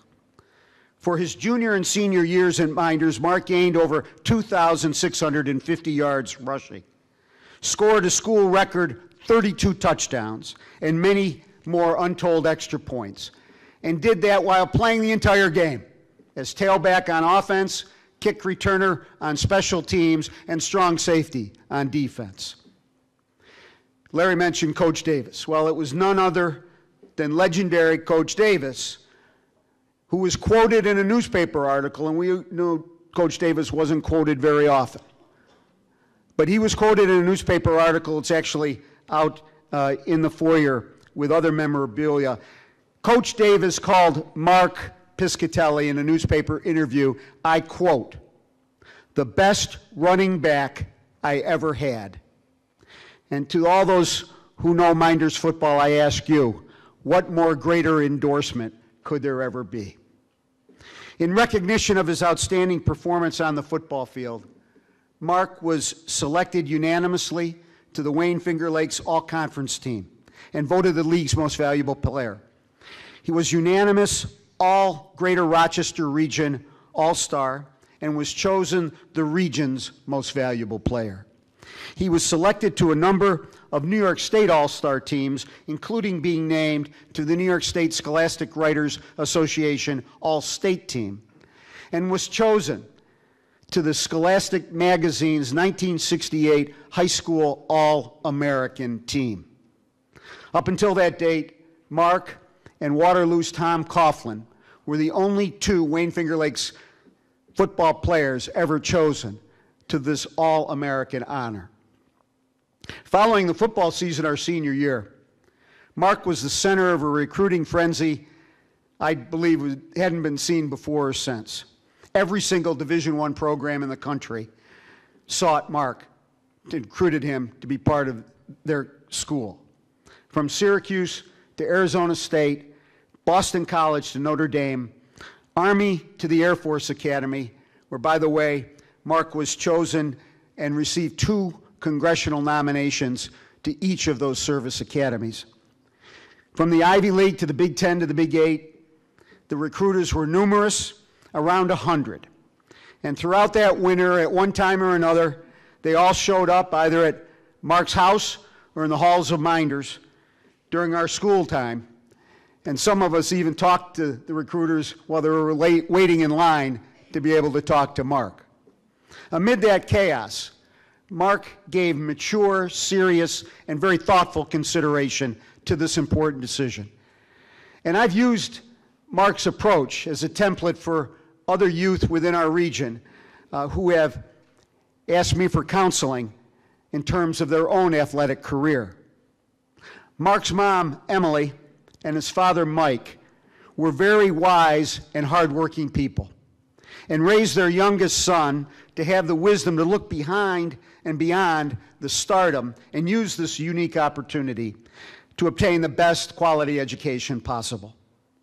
Mark made his mom and dad very proud when he chose to attend Cornell University.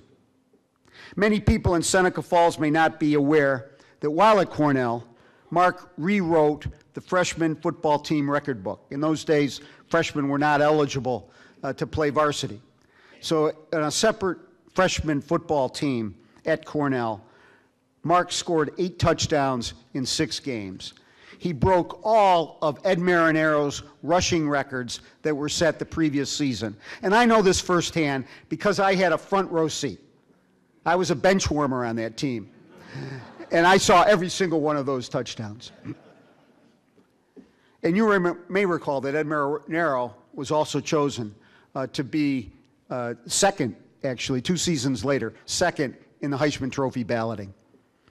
While playing for the Cornell varsity football team, Mark was a significant contributor to the 1971 Ivy League championship team. For 2 seasons, Mark was among the top collegiate leaders in America for yardage gained on kickoff returns, and for a number of weeks led the nation in that category.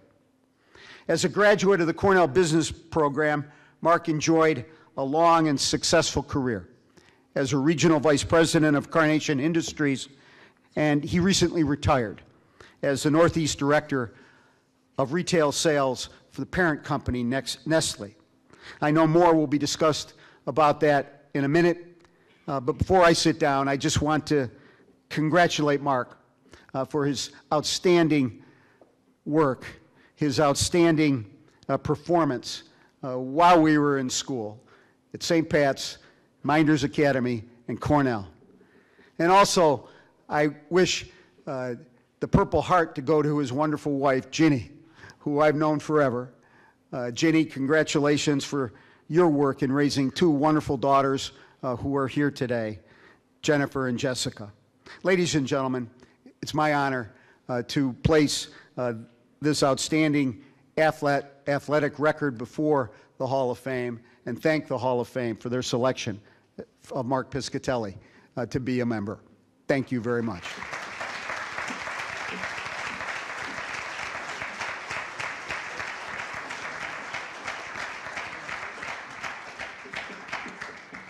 At this time, I would like to introduce Mr. Steve Felso, who would also like to say a few things for Mark.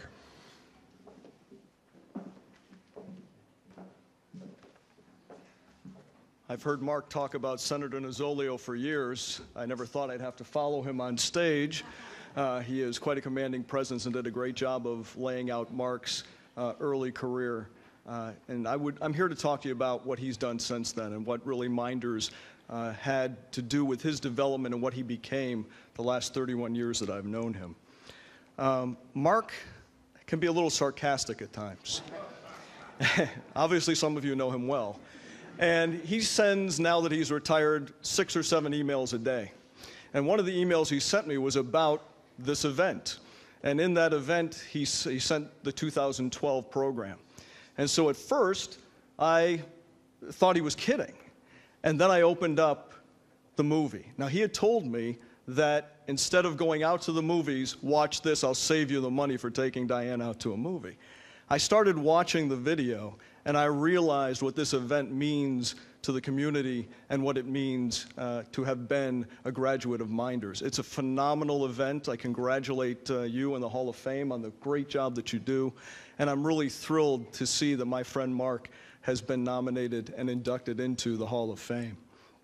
I look forward to sharing a little bit more of the story about Mark. Like I said, I've known him for 31 years, and I always considered him a brother, like an older brother to me.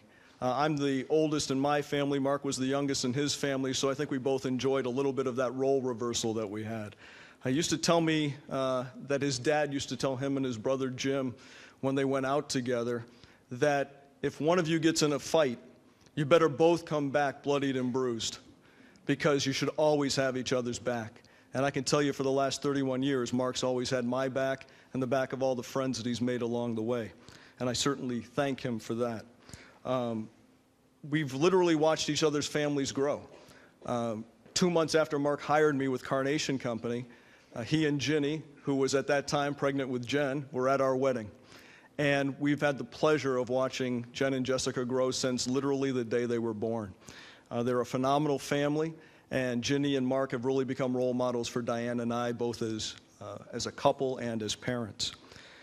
We really think that Mark stalking Ginny in the early parts of their educational period, and finally weakening her and starting to date her junior year. Give him a lot of credit for that persistence. Now that they've been married 41 years and just celebrated that this summer, we really do, again, appreciate their support of our relationship all these years. I've always enjoyed Mark's stories about Mynderse and Seneca Falls. I know a little bit about the Central New York spirit. My parents were born in Cortland. I had relatives in Geneva and Syracuse, and really appreciate the small town feel that's here in Seneca Falls. Mark, on a routine basis, calls me on his way to Tony's barbershop and tells me that he's going, and I always look forward to that ride back home because I always know he's going to be full of stories and tales about what's going on in Seneca Falls, and that's been going on for years. I didn't know Mark in his playing days, so I'm glad Senator Nozzolio was here to talk about that. But I do know about his competitive spirit.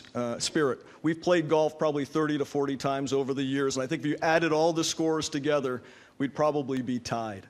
But my favorite part of Mark was that he would do anything to beat me. He'd laugh in the middle of my backswing. He'd sneeze. He took a ball and threw it when my ball was on the tee once to knock it off in my backswing. I mean, he always had something to do to try to throw me off. But my favorite story actually happened here in Seneca Falls. We were on the 18th hole, and Mark outdrove me by a good 30 yards. Puffed his chest out like any older brother would do, walking down the fairway, and somebody stood up from the country club, and I think it was your Uncle Piskey at the time, and yelled out, "Nice drive, Mark. Your brother Jim hit one about 50 yards further this morning." So I was so happy to see how deflated he was at that time, but he did beat me that day, so he got the last laugh. After leaving Mynderse and Cornell, Mark started working for Carnation Company. It would have seemed to be predestined. Mark actually sent me a while ago the tag off of his baby basket when he was born, and it actually says, "Courtesy of Carnation Company." Next to that, it also said he was 7 pounds, 7 ounces. It's a little hard to believe. I looked up, which you can find anything on the internet these days, I looked up an old article from 1969. I think it was from the Cornell Sentinel or whatever it was at the time. And it said your playing weight going into Cornell was 6 foot and 185 pounds. Knowing Mark over the last 31 years, he's been trying to get back to 6 foot 185 since I met him. I used to work with him, and the worst time to work with Mark was when he was on a salad diet. It was a very difficult day. I really enjoyed working with Mark when we went to Papa Gino's, got a cheesesteak and a slice, and before we left to go back out and work again, you looked at me and said, "You want to get another slice?" That was happy Mark. I definitely liked those days. Mark's talents at Carnation and then at Nestle were really many. One of the things that he did over the years, he was a phenomenal mentor, a phenomenal recruiter. He recruited our future VP of Sales, Senior VP of Sales, another VP of Sales, leaders within the headquarters over in California. And then all of the people he recruited went on to recruit people that became the president of the sales organization. His legacy went on, and he became one of the key recruiters at Cornell over the years. I was one of the recruits that Mark hired, and we had a reluctant boss the day that he hired me. He didn't want to hire any more Italians or anybody else with a vowel at the end of their name because Mark and his counterparts that were Italian on the team would like to talk in Italian at the meeting, and this boss didn't understand anything that they were saying. But Mark promised that I would take the small, tiny Chevy Chevette that day. I was the smallest of the recruits, and again, he had my back, and I got the job that day. One of the things that Mark did, he really instilled a lot in me, even though I only worked with him directly for 2 years, and then over and around him many years after that. But he always said, inspect what you expect, walk the talk, be true to yourself, do the right thing, and it's all about the people. And he really lived that way, and I think a lot of that came from his roots here at Mynderse. But the biggest thing he always instilled was family first, and I really took that to heart over the years. I asked a few of my counterparts at Nestle to give some of their thoughts about Mark over the years. Fred Batiste says, "To this day, I still think about Mark and owe him for teaching me the skills of organization and discipline. Plan your work and work your plan." He also remembers, inspect what you expect. And Mark was the best first boss a young man could ever have. Bob Sterling, another counterpart, says, "What I remember most about Mark in a professional sense was his relentless recognition of the attributes that are inherent in good character. He always had character-building stories from his days of football at Mynderse Academy as well." Bob also said to tell you he knew you'd be here today because there's no use watching the Giants anymore, even though they played on Thursday. And he was very cocky about the Bills, but they did lose today, but he still says that they're going to have more wins than the Giants this year. Another individual at Nestle that learned a great deal from Mark's mentoring was Mike Netsky, who said, "What a great honor to a very deserving individual. The first few things that come to mind for me in working with Mark for over 10 years is that he led by example." Jerry Werchuluk, another counterpart, says, "Mark truly shaped my life in ways that continue to this day, and I will forever be grateful for the accountability, passion, and constant prodding to strive for excellence." One of my associates on Mark's team 30 years ago, Gary Craig, says, "Wow, what a nice acknowledgement from Mark. The best word I can come up with to summarize Mark would be mentor, as he was to so many. Sports would have been a fine establishment to showcase his drive and discipline." And finally, a Mark hire who became the Senior VP of Sales at Nestle, Chris DeJernis, says, "I think his sports foundation was paramount to his business foundation. He expected a lot from himself and a lot from his colleagues, but his fairness with others was that you didn't have to be the best, but it was critical that you gave your best. I know I owe him my career.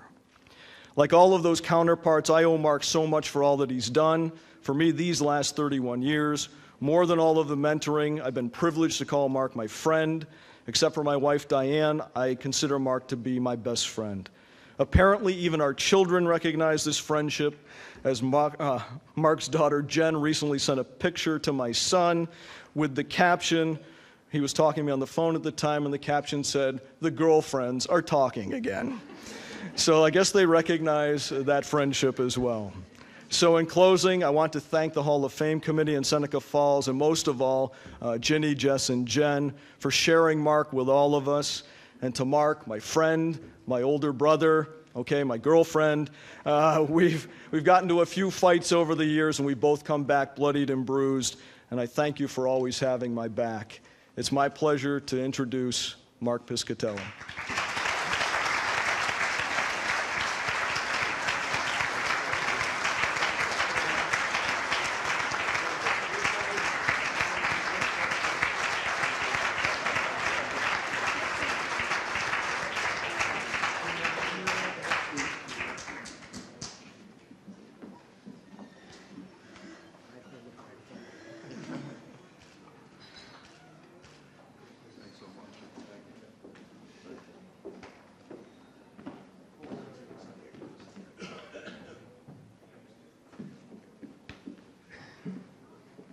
Thank you so much.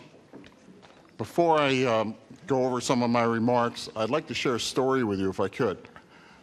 As you know, Mike and I grew up in Seneca Falls. We attended St. Pat's and Mynderse, and we actually roomed together at Cornell our freshman year. And we were on the freshman football team at Cornell. I'm not sure if everyone realizes this in this room, but I actually nominated Mike for his first position. One day I was walking up to Shokoff and for practice. Well, as I got into Shokoff to get ready, Coach asked me to come into his office. So I went into his office and he goes, "Look, I'm going to tell you something you're not going to really like." He goes, "It's unfortunate, but we're going to have to let Mike go. He really isn't fast, he can't block, he can't tackle." Okay. And I said, "Well, Coach, you really don't understand what his forte is. You really don't understand the talent that he has." And he looked at me and he goes, "What are you talking about?" I go, "Coach," I go, "he likes to shake hands and talk to people." So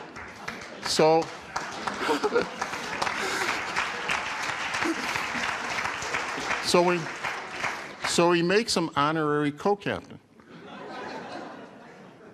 So here we are, we warmed up, we're ready to play Princeton or so.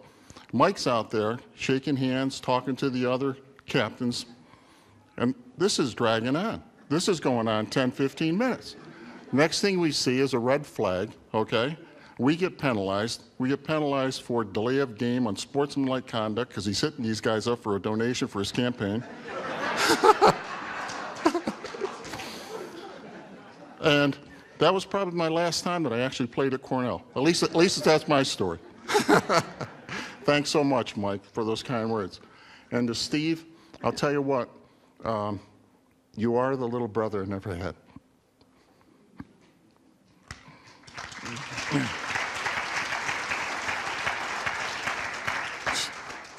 It's good to put a face with a picture or a product, and Steve is actually in charge of all Nestle USA products on the East Coast. So the next time you pick up a Ralston Purina item or a Poland Spring or Lean Cuisine or Stouffer's or Nestle Candy or Gerber or whatever, this is the guy behind it. He's ultimately in charge and responsible for that sale in the Northeast. He does a phenomenal job and well respected with Nestle.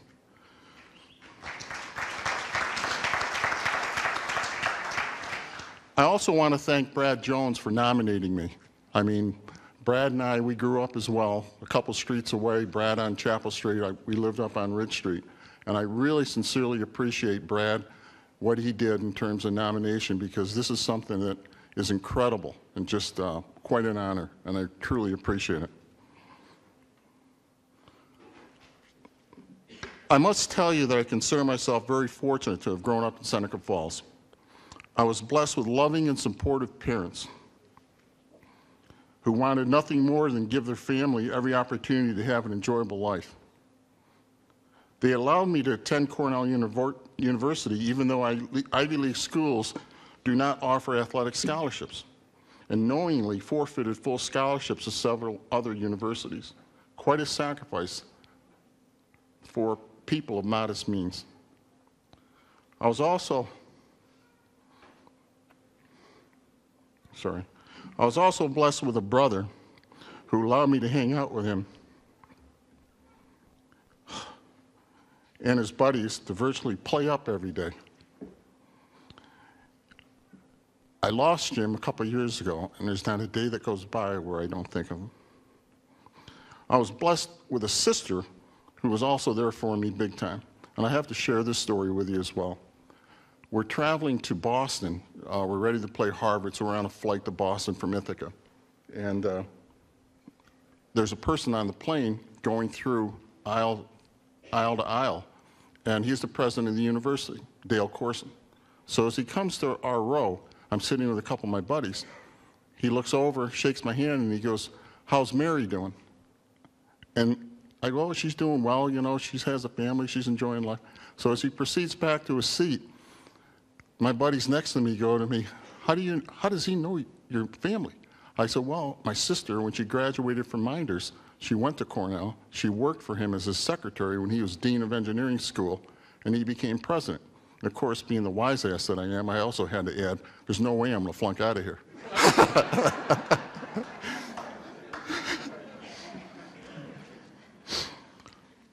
But most importantly is how many can make the statement that you met your soulmate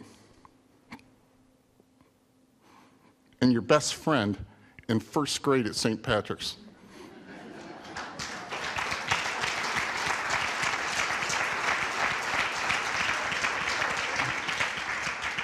I just want to go on record so no one calls up WSFW. We didn't start dating until we were a junior. I'm very appreciative of this honor, but this is more of a testimony to the community of Seneca Falls than myself. Seneca Falls was an incredible community to grow up in the 50s and 60s. It seems like the list of volunteers and others who unselfishly gave their time and expertise to improve the community never ended, starting with the Sisters of St. Joseph at St. Patrick's, who established the foundation, and the numerous Little League coaches, Pat Colavito, Lenny Colavito, Vince Buffon, Bill Rutz, Ann Suffredini, Ed Lorenz, and Mr. Vidor, and also Warren Jones, who announced every game, and he made sure that he put a little clip in the paper to recognize the kids of Seneca Falls in the community. And probably the fondest memory that I have of any team was the St. Patrick's basketball team. You know, the 7th and 8th grade undefeated team.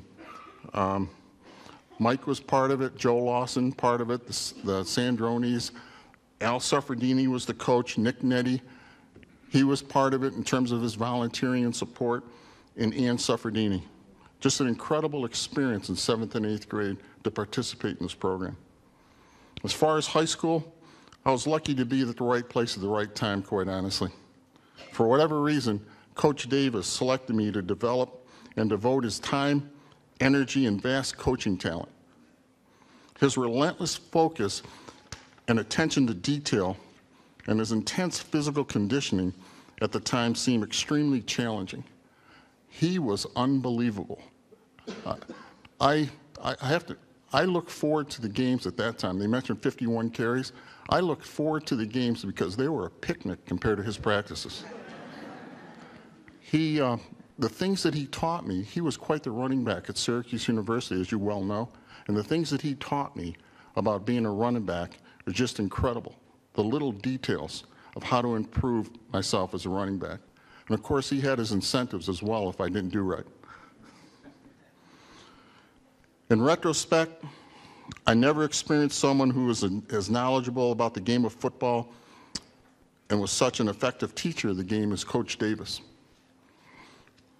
And as you know, football is a team sport. I was very lucky to have very talented and hardworking teammates. This offensive line that was in front of me my junior and senior year was second to none. I mean, it was just incredible what I saw once I got the handoff. Their work, their dedication, and their ability to do their job was just incredible.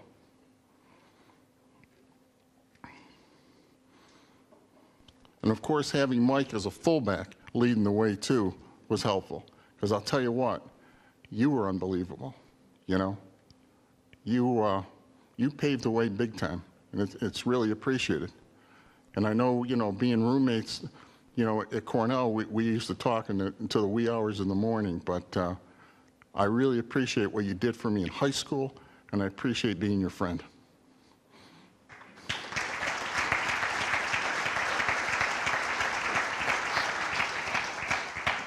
Special thanks to Ann Suffredini for allowing me to experience the Waterfalls Cardinals and to see how truly talented players like John Panucci and George Velaseni played the game.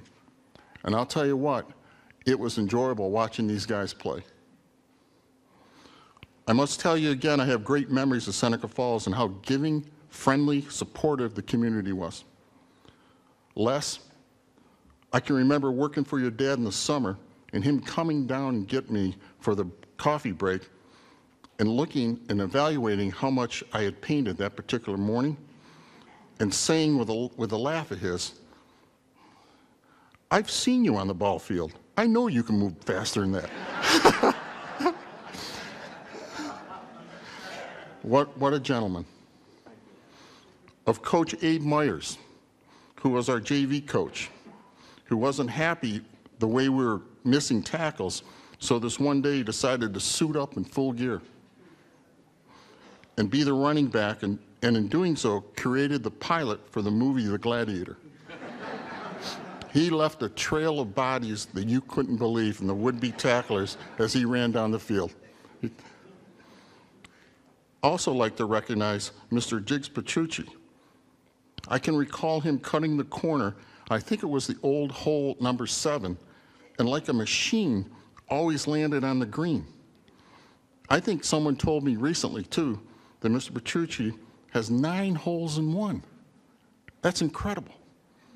Well, that's an athletic talent. Congratulations.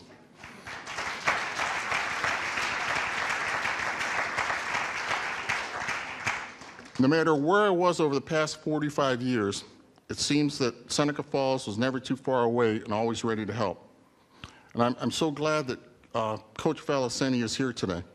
And I'll give you an example. At Cornell, Coach Bob Velaseni, who was an assistant football coach at the time, often called me into his office to provide him, I had to provide him with a classroom update to make sure I stayed on track.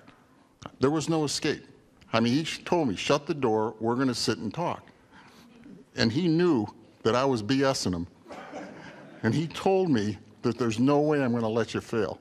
And I'll tell you what, that was incredible in terms of how much it helped me at Cornell, especially that freshman year. In New York, when I started in New York, working for a Carnation company at the time, I worked with someone who was stationed at the Sampson Naval Base. In Philadelphia, I managed a team that was once managed by Andy Batty of Seneca Falls a couple years prior to myself getting there.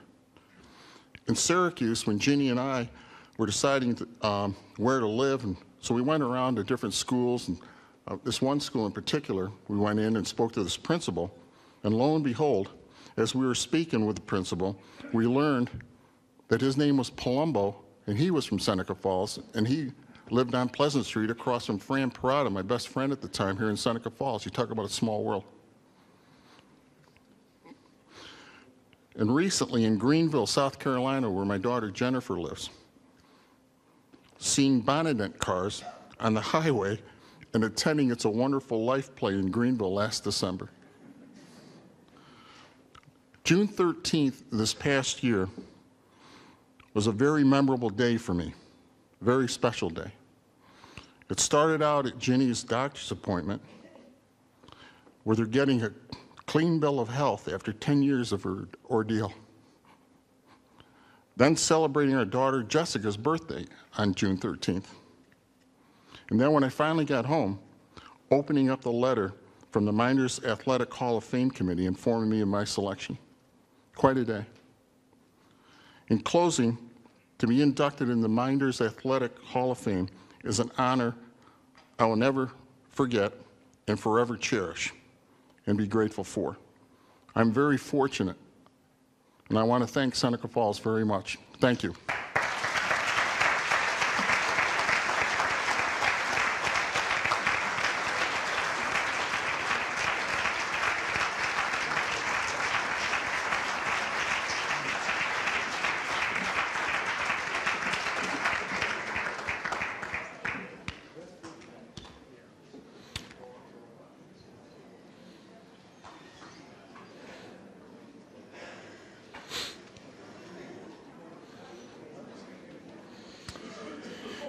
At this time, it's my pleasure to introduce 2010 Hall of Fame member, Mr. George Valiceni.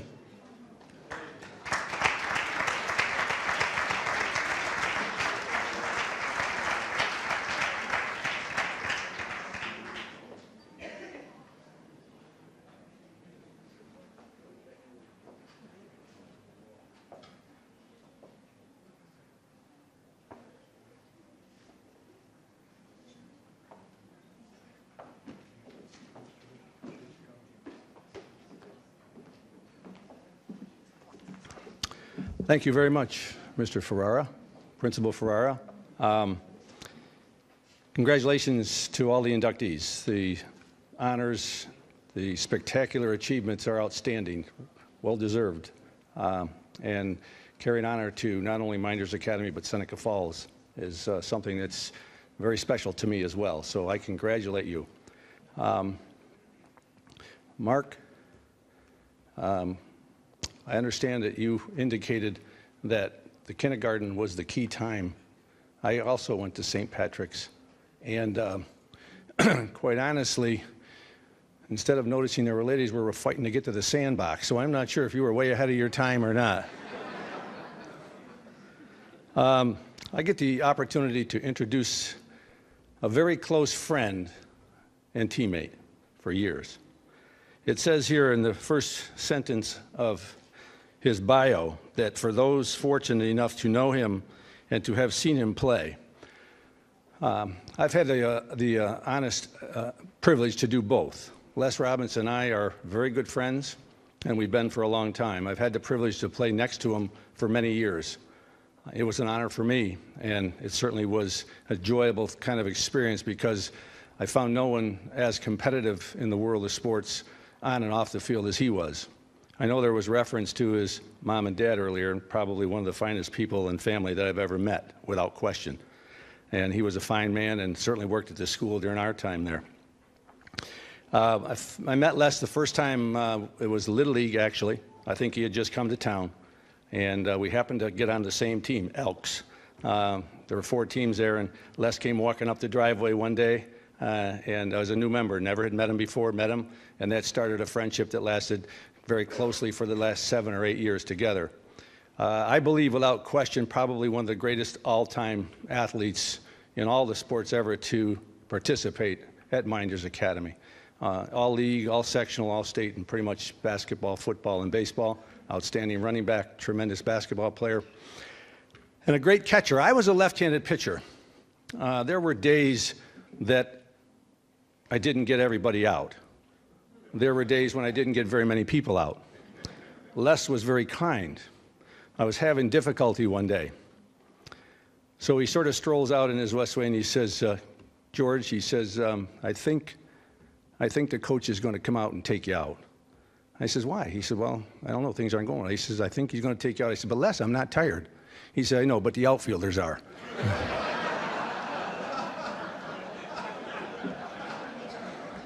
I really didn't think too much every time I saw the number on their back, what they were doing, but they were chasing the ball that was hit over their head. But There was mention of the barn earlier. Some of you younger people don't know what that was, but I'm sure some of you people who have been around for a while can remember the barn. Well, it was a social place that John Koska ran, and he ran it very efficiently. You couldn't dance closer than 6 inches together and all of that. So Les and I had the job to clean the barn.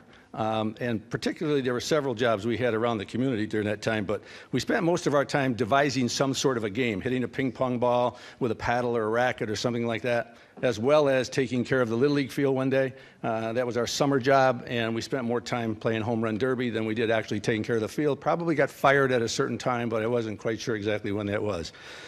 But in any event, we had a great time, and it was great to be his teammate. I was honored and totally honored to be his teammate and be a part of his career. We've been friends for a long time. He went on to a successful professional baseball career and then moved into education up in Auburn and did a lot of coaching along the way. So he passed on all the great things that he learned here. I know we can all say a lot about George Davis, and George Davis was without doubt probably one of the greatest coaches that I have ever experienced. Les and many of you have said here, taught us a lot in his own simple way, but honestly made you get the best out of yourself that you could. Les Robinson was similar to that. I am honored to be here and introduce my very best friend and probably the best athlete that I can ever remember here, Les Robinson.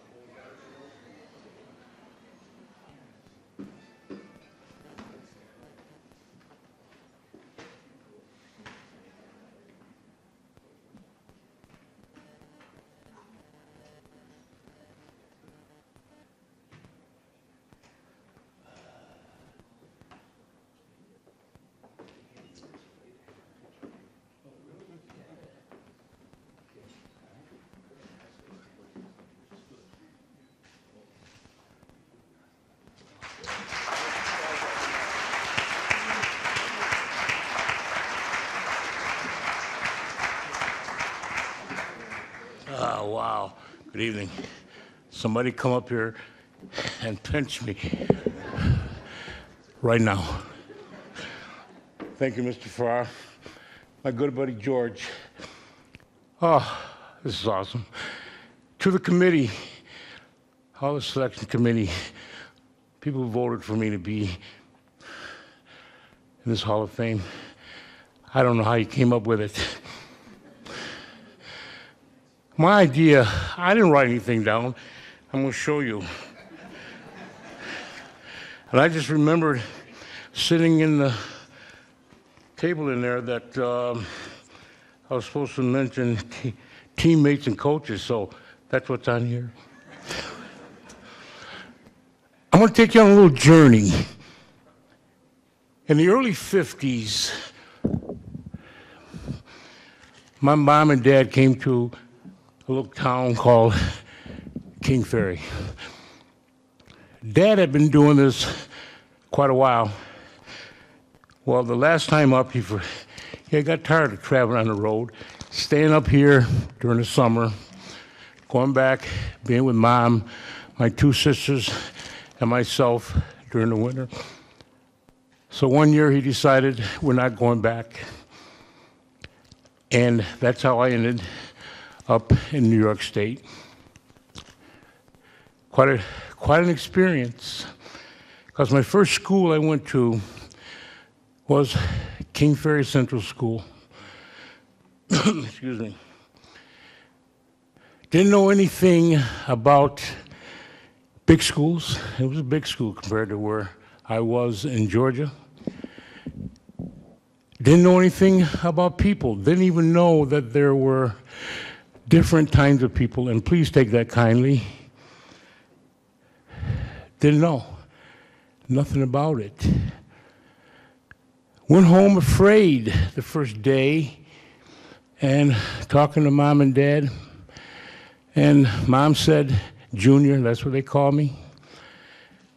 Junior, There are different people. Junior, if you want to see, if you think they're different, it's going to be a long life for you. It's going to take you a long time to grow up. They're just different in skin, Junior. They're not different in thought. They're not different in life. And their blood flows the same as yours. Okay. I'm 6 or 7 years old, and I got to comprehend all this. So I got to go back to school the next day and say to this kid, ha ha, my blood flows just like yours. Well, I did. And he wanted to prove it.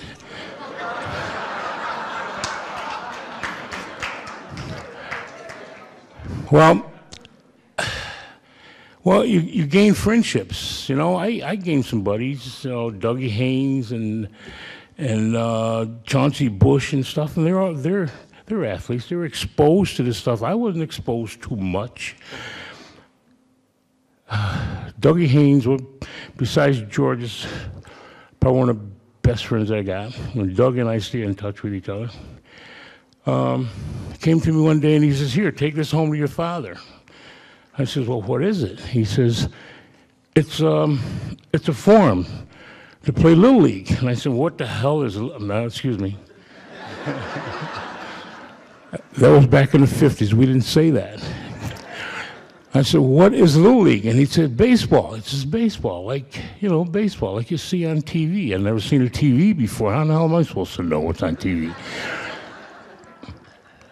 Right? So I take the form home to Mom and Dad. I want to play baseball. Mom says, "You want to play what?" I said, "I want to play baseball." She says, "That's a hard ball. It's not, it's hard, you know, if it hits you, it hurts." Dad says, "Yeah, if it hits you, it hurts." Well, it did hurt.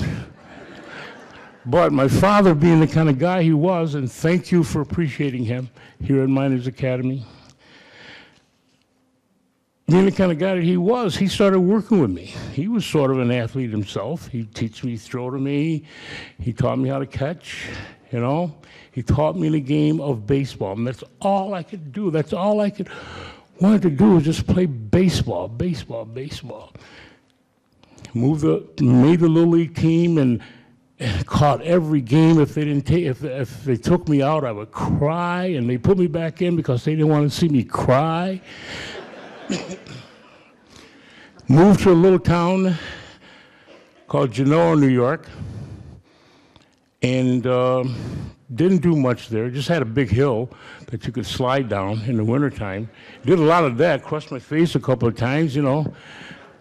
But getting to the best part. Now here comes the best part. My father got a job in this little town on a farm called Van Cleef Farm, which is up Route 5 and 20. That's how I came to this small town that I love so much, Seneca Falls, New York. That's my little story. While here at Seneca Falls, I met some of the best people in the world. Some of the best people in my world, I say the whole world, but some of the best people in my world. I had some of the best teachers in my world. They taught me a lot. They taught me how to study, taught perseverance. You know, it was just awesome. But the thing that really bothered me, and please don't take this the wrong way, the thing that really bothered me, I had to, how can I say it?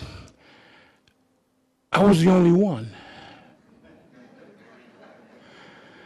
I was the only one. I get off the bus, and outside recess before school started, I look around, I'm the only one. A lot of kids stayed away from me, and from what Mom had told me in King Theory, that we're all alike, our blood flows the same. Kids are staying away from me. Well, I go home and say, "Mom, remember you told me that we're all alike?" I mean, Color means nothing? I said, why are they staying away from me during recess time? She says, oh, they're just testing you out. And she said, now you remember now, they're going to test you some more. And I said, how? What do you mean by that? She says, now they're going to start talking to you, and they're going to say some things to you you're not going to like. And here's where you become a real person. I realize how young you are, my son. But you have to take those bad things that are going to be said to you, and I'm being honest with you, and become a person. Now you start shaping yourself as a person. That went pretty well. I only knocked out 5 people that year.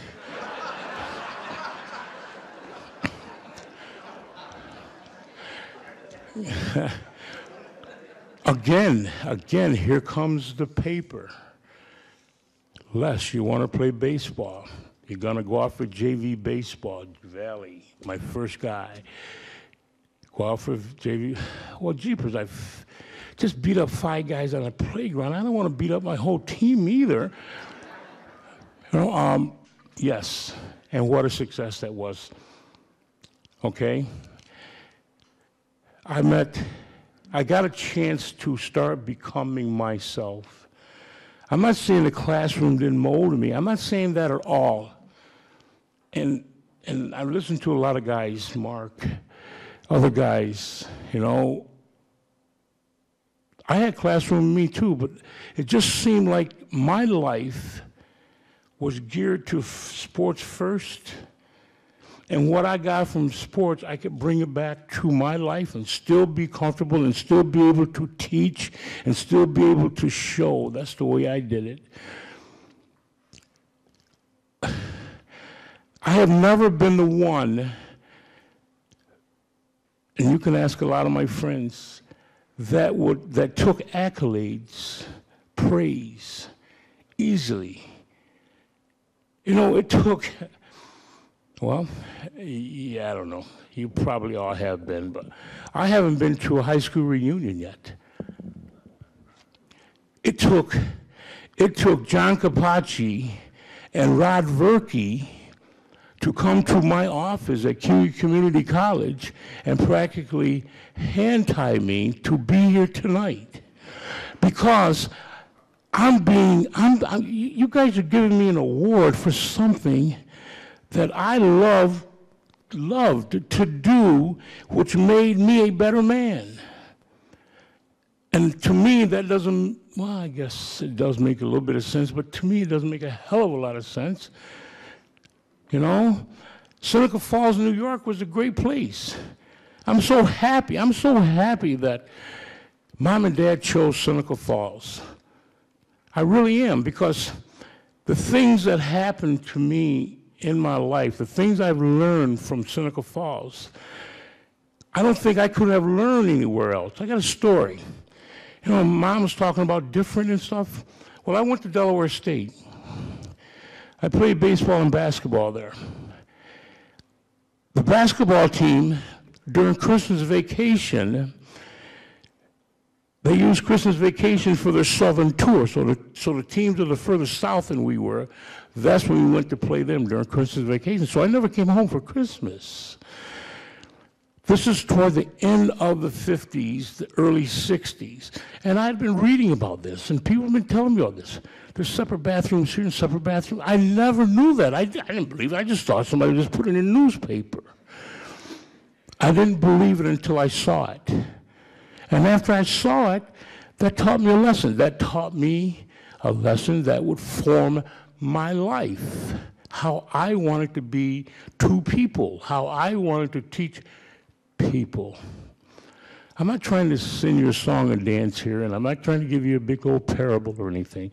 Just taking a little journey as to who Les Robinson is. Okay? Yes, I had a great sports career. I can't say bar none because you got Mark sitting there. But Mynderse Academy, when Mom and Dad brought me to Mynderse Academy, started something that I'll never forget. It'll always be a part of me. And there's some people I want to thank for being there. One of the first coaches and the first mentor I had here, and he gave me advice about sticking to it. And I haven't seen him in so long, I almost cried today when I saw him.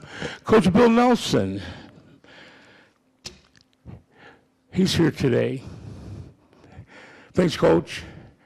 Thank you very much.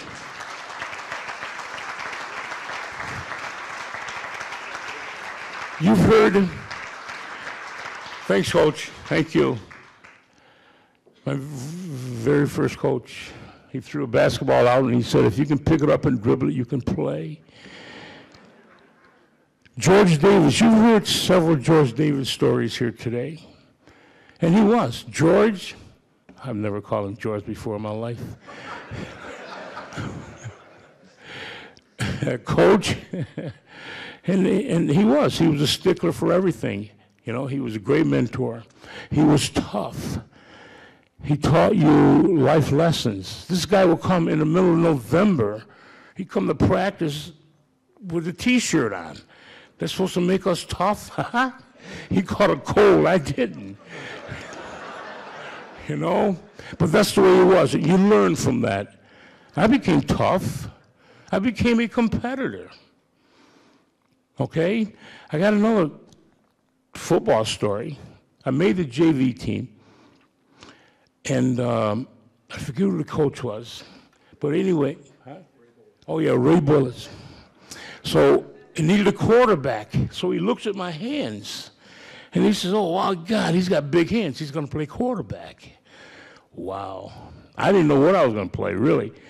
But anyway, I'm at quarterback. And we're going through practices and for the first game and everything. It was pretty simple. That was pretty easy. You know, just take the ball from the center, drop back, throw the ball over here, get it off here. Well, we played against Clyde. Our first game was against Clyde. Excuse me. And I get on the center. He hikes the ball. I step back. All of a sudden, I see all these guys coming at me.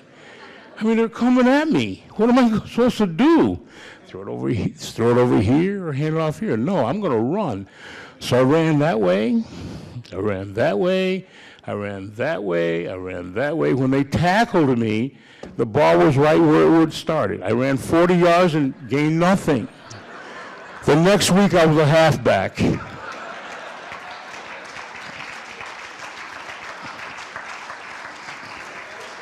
I want to thank Coach Ray Bullis. He also worked with the varsity. Okay, John Koska, Coach Koska. You know, some days you could understand him, some days you couldn't, you know. But he was a mentor. He was a common effect. You know, Coach Davis would go off and John would calm it down. Okay, he was great for the character of the team. I love Coach. He used to take us every place too, so I like that too. Bill Morrison, short, but a good coach. Great teacher. I had him for classes. He was a great, great teacher. I learned a lot from him also. Norm Law. He was a basketball coach. Norm was a real deal. Norm came to us and he was a little younger, so he could sort of relate to us just a little bit. So we had more fun with Norm. We won a lot of ball games, and he taught me a lot. He taught me a lot also. Bill Miller, basketball coach. Didn't play for him. I think I played for him maybe 1 or 2 years, maybe 1 year. I don't know. I can't really, to be honest, I'm not going to say anything. Ange Suffredini. Now that's a neighborhood name right there. Everybody that played baseball or anything in this town of Seneca Falls, you've got to know Ange Suffredini. Okay? If you don't know Ange Suffredini, I wanted to say you're not American, but that wouldn't be true. This guy, Like Dave Baker was a Dave Baker before Dave Baker began. That's what I want to say. Tremendous. I learned, tremendous. He's the one that started the Waterfall Cardinals. Am I screaming in this thing? Okay, thank you. He's the one that started Waterfall Cardinals. He bought a school bus, painted it blue, put a Cardinals because he's a Cardinal fan on his side. And he used to drive us all over playing all these teams. And we would win. We had good teams. He acted like he didn't know what he was doing, but he's a very, very smart baseball man. I learned a lot from Suff. Anybody knows Suff, you know that's true. Oh, I played with some of the best guys you can ever play with. I'm telling you. George, my buddy. Jim Delia's in the house. Thanks, Jimmy. Jimmy, I played with him. Jimmy was a solid baseball player. And a heck of a football, too. Solid. John Capacci, he's a quarterback. When Verk and John came over to my office, I work at Cuba Community College. I run a wellness center. You can really tell that, right? When they walked in, I was instructing this lady on one of the machines, and I turned around, and Capacci just slid her right in, and I just took her like I always took it for him in the 1960s. You know, Paulie Capacci. I'm just going to mention a few. I can't remember them all. If I did remember them all, we wouldn't get out of here till about 12, maybe. Tommy Cummings, he played fullback for us on that team. I played 2 or 3 years with Tommy. Tommy, strong guy, probably the first person I know that ever lifted weights. Him and Bill Andrews. Bill Andrews, our center. He lifted weights too. Nobody else ever lifted weights that I could remember at Mynderse. Bobby Buchwald, another true friend. Very true friend. Bucky was probably the biggest guy at that time that I've ever seen. I mean, without lifting weights, Bucky was tough. He was really, really tough. I'm going to cut this short. I want to thank my son and my daughter. They're here with me today. Zelina and Derek, would you stand up for me, please?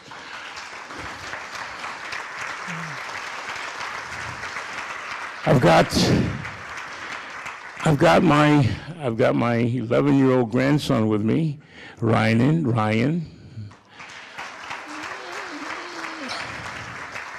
I've got my 5-year-old best guy in the world, my buddy Saihan, my nephew. He's probably sleeping. Yeah, there he goes. Mom lives in Florida. She'll be 92 the 19th of this month. 91 the 19th of this month.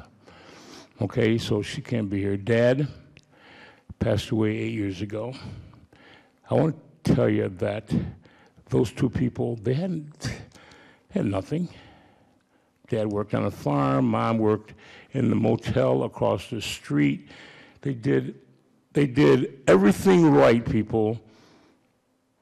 They did everything right for what they had. I never went without. I never had to have hand-me-downs. I never skipped a meal in my whole life. They taught me how to persevere. They taught me work ethic. They taught me toughness. They taught me how to turn the other cheek, and that doesn't happen a lot anymore. They taught me how to be a real man. And all because I came from a little town in central New York called Seneca Falls, New York. Thank you. Go Blue Devils.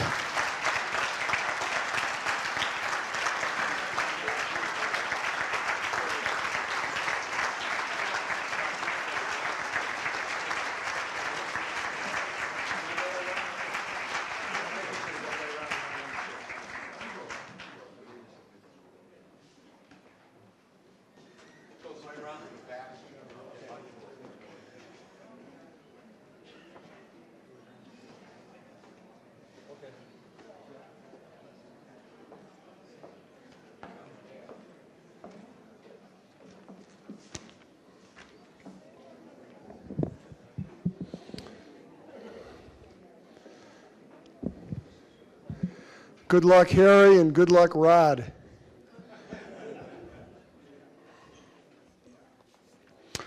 It is a pleasure to introduce Mr. Harold DeCook.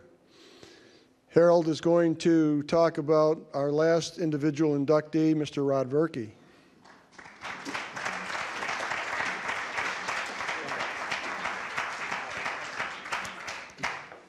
Good evening. My name is Harry DeCook, and I consider myself very fortunate to have been a friend of Rod Verkey's for almost 40 years. I'm honored to speak on his behalf tonight.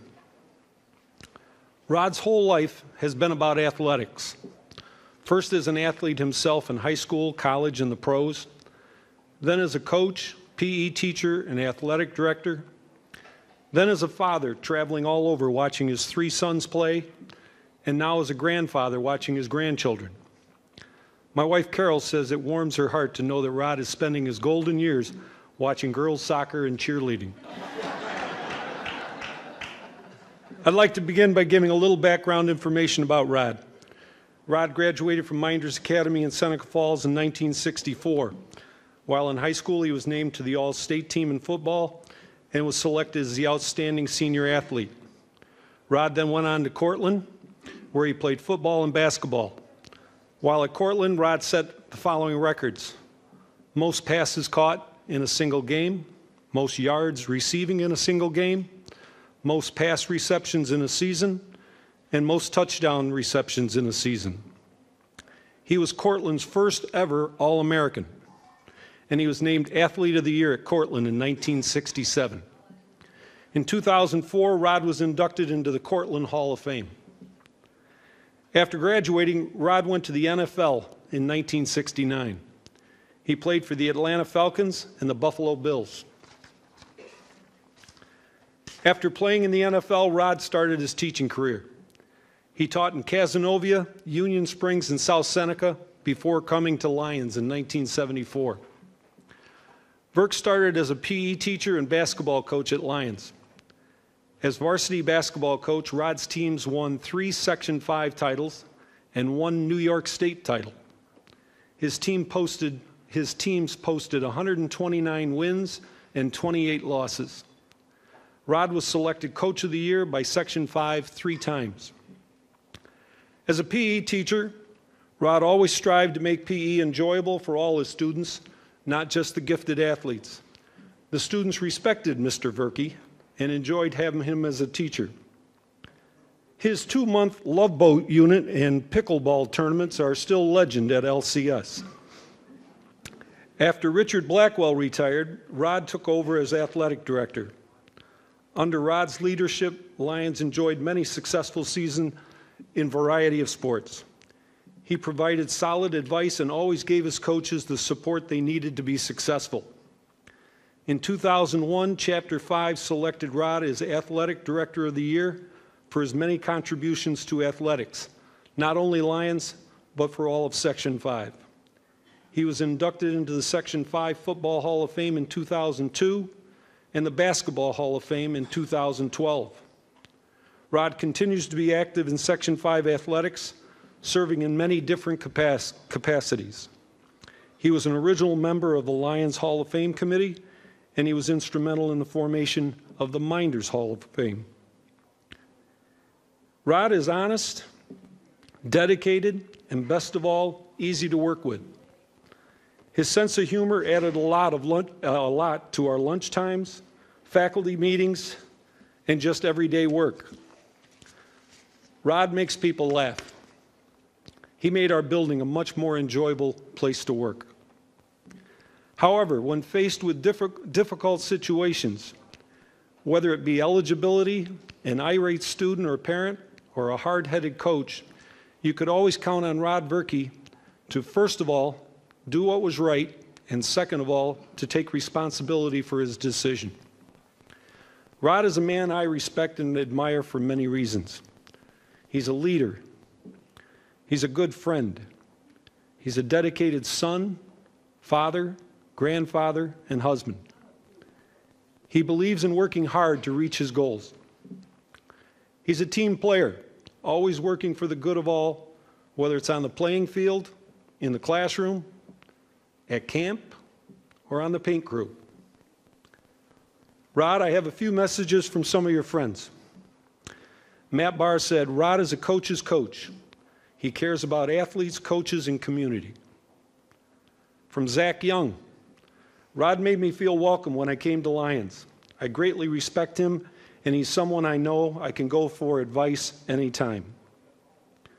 Dean Schott says, first of all, I'd like to say that Rod Verke is the funniest man I know. That has nothing to do with his accomplishments as a player and a coach, but he sure can make me laugh. Having coached under Rod, I can appreciate the organizational skills he possesses. Everything he did was thought out and precise. I'd like to congratulate my good friend on a remarkable career. From Chuck Myers.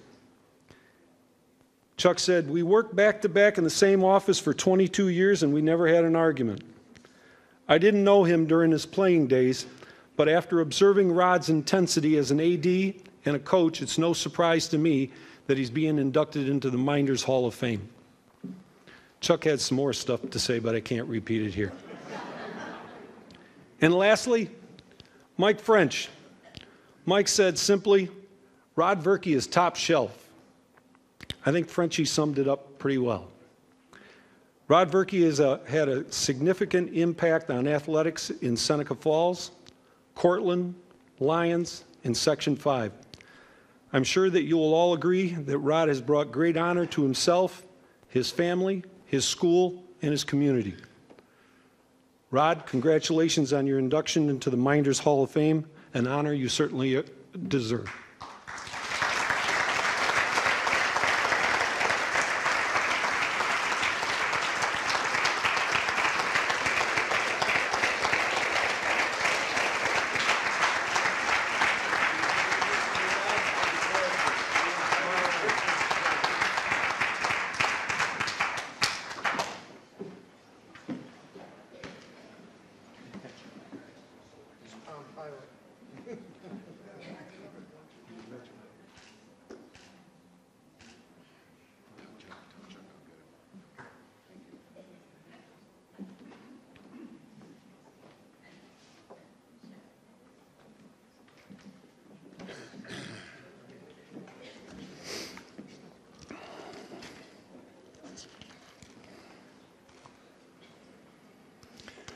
I'd like to thank Harry for those very kind words, and not so much the other guys, but Harry and I have known each other for 40 years, and we worked together, and we coached together.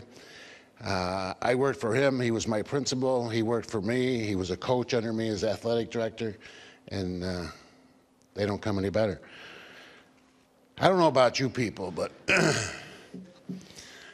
we started this Hall of Fame 4 years ago, and I cannot tell you the satisfaction that I get sitting here listening to the people presenting and the people accepting. This is what we had in mind when we started it, and it certainly has come to fruition. And I have a tough time watching some of you guys. You get a lump in your throat and stuff. I can't watch Lassie unless I get a lump. And already tonight, I've probably been brought to that point 4 or 5 times, and what a wonderful feeling that is. I have some stuff written down here. First of all, I'd like to tell Jim Clark, I taught at Lions and was an athletic director in Wayne County, and worked with your mom, and she would be very proud of the job that you did for her tonight. It was outstanding.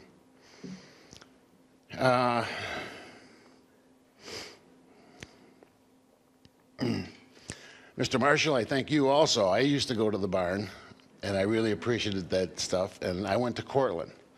So we have a couple things in common with that. Chris, I never had a chance to go to Dartmouth.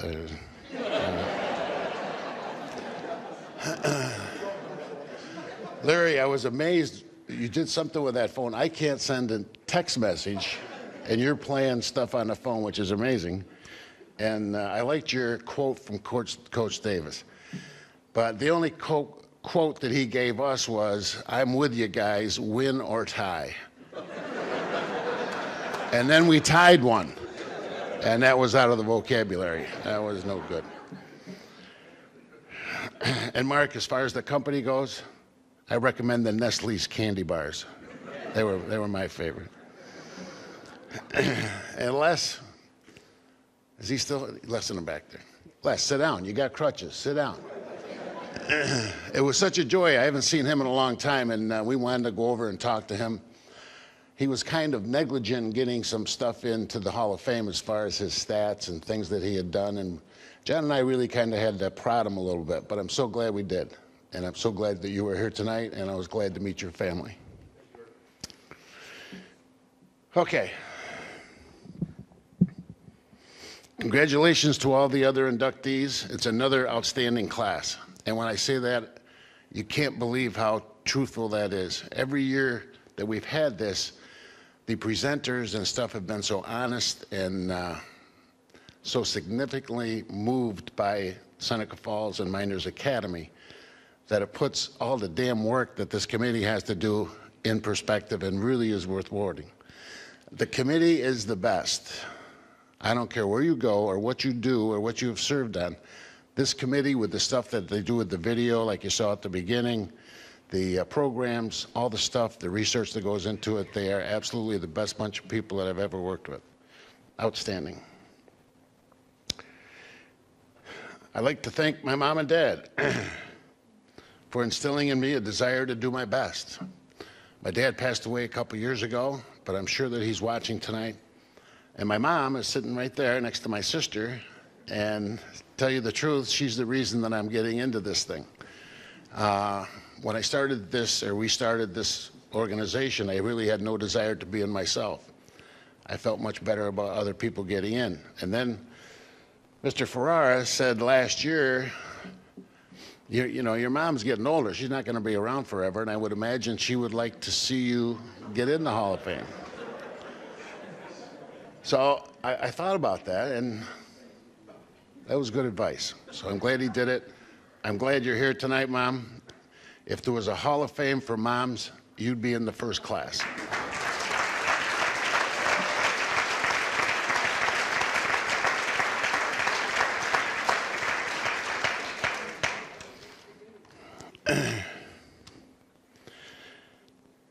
I'd like to thank her for everything she's done for me and my family. And she's a great mom, she's a great grandmother, and she's a great great-grandmother. It's kind of a play on words there for you English guys.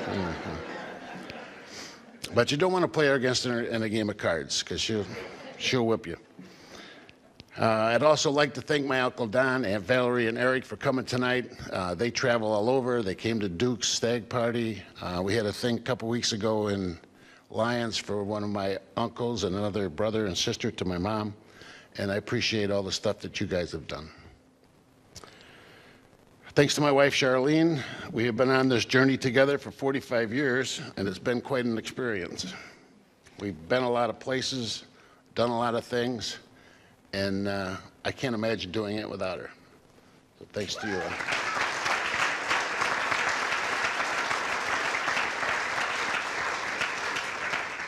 The best of everything that we've done is to raise 3 sons together, Jason, Matt, and Duke. Duke, I apologize, they still can't call you Andrew.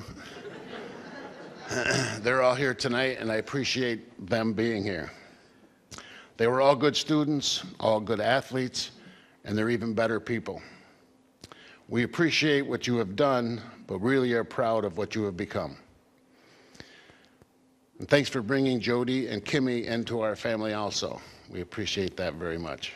Couldn't have done any better. Thanks to my sister. She does a lot of stuff for our family, and she's kind of the glue that keeps everything together and people on track, and I appreciate everything you've done also.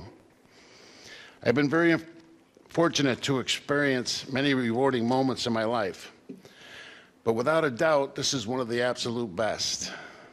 To be inducted into the Mynderse Hall of Fame is special. This is where I grew up and decided to raise my own family. I would like to thank the Mynderse Academy High School and the town of Seneca Falls for all they do and for all that they have done. I would also like to remember a big person in my life was Jack Guinan. I taught with him for 2 years in South Seneca, and thanks. Must have known him. He was a great mentor for me as far as coaching basketball and organizing things, and without Jack Guinan, Rod Verke wouldn't be here today. I also wanted to thank Sam Dickinson. He was a hell of a teacher. He got me through chemistry, so it's amazing. But Sam passed away this year, and I just wanted to acknowledge him. And I know we've had other teachers that have passed away also, but Sam was a supporter of the Hall of Fame. He came the first 2 years. Last year he couldn't make it because he had another obligation, and he sent me a note and apologized for not being here. Now that's a guy I had in chemistry about 50 years ago who doesn't look like an athlete or have anything to do with athletics, but he took the responsibility as a teacher to appreciate the Hall of Fame and the athletes that are in it. So I just wanted to mention him. Also, for growing up in Section 5, I think this is one of the best sections in the state. I think they do a lot for our kids, and they did a lot for my family, my kids, and I hope they will for my grandchildren as they grow up.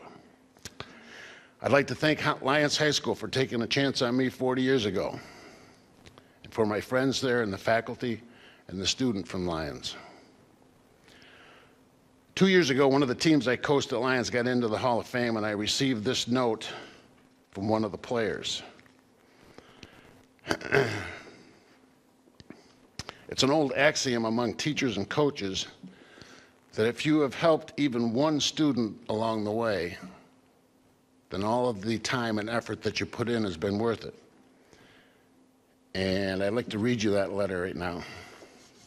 We got in the Hall of Fame 2 years ago. There was a wedding of one of his classmates, and he couldn't make it.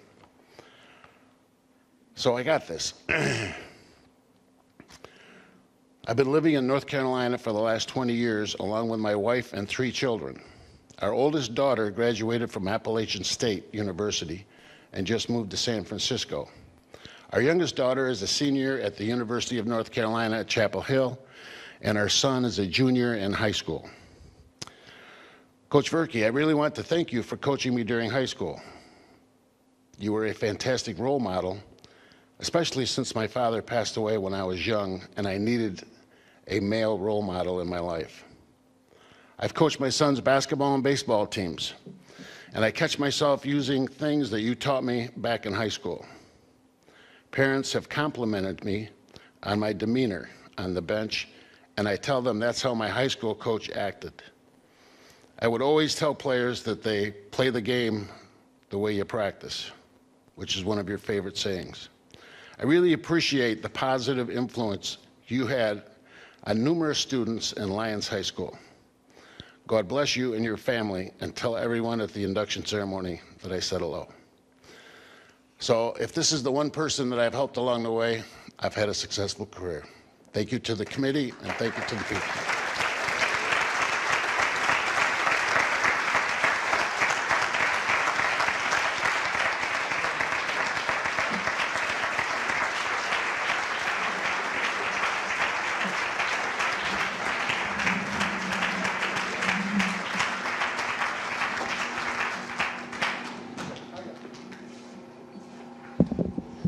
Mrs. Verke, what Rod said is partially true.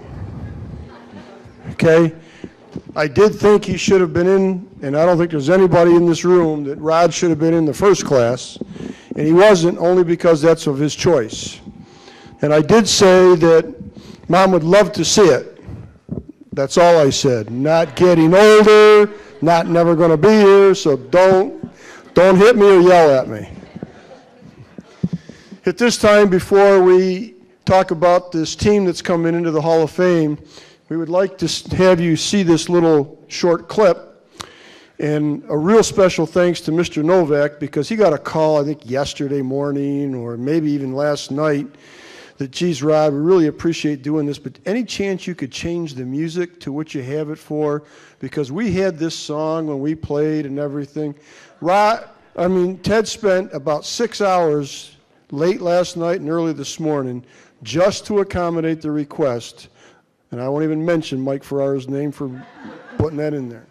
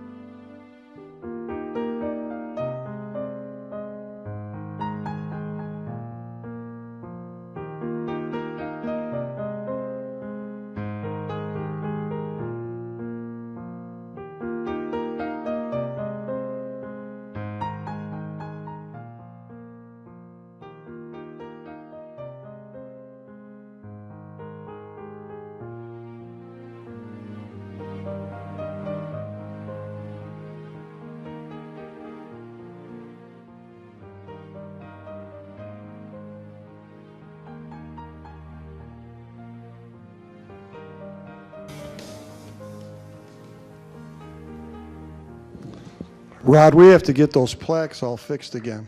It says 22-5. They didn't miss a shot. They couldn't have lost the game.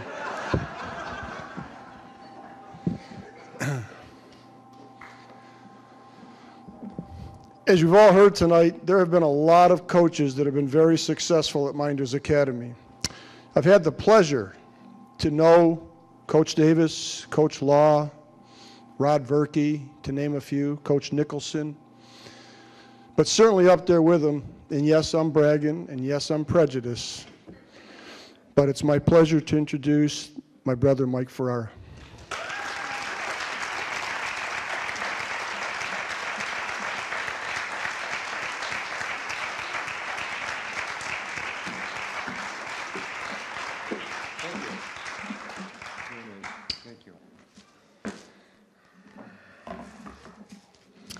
Wow. Tony, thank you so much.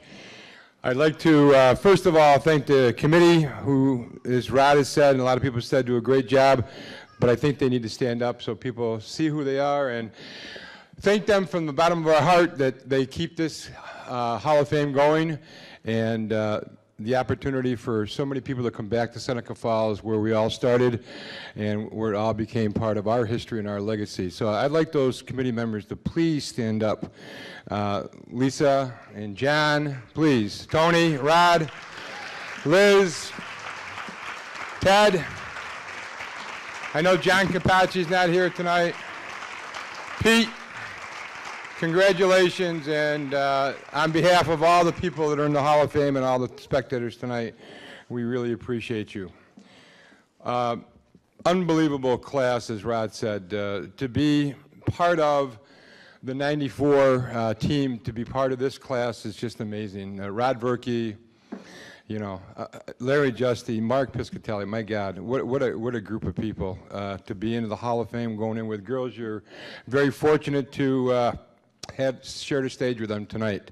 You guys are too young, but to recognize and appreciate the talent of these men that went in tonight and these women, but they were really great athletes at Mynderse Academy. And obviously, as you can tell tonight, they're great people. So congratulations to all of you that have been elected tonight.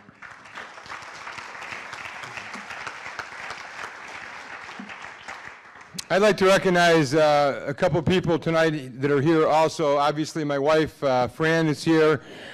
Fran, thanks for all your support throughout the years.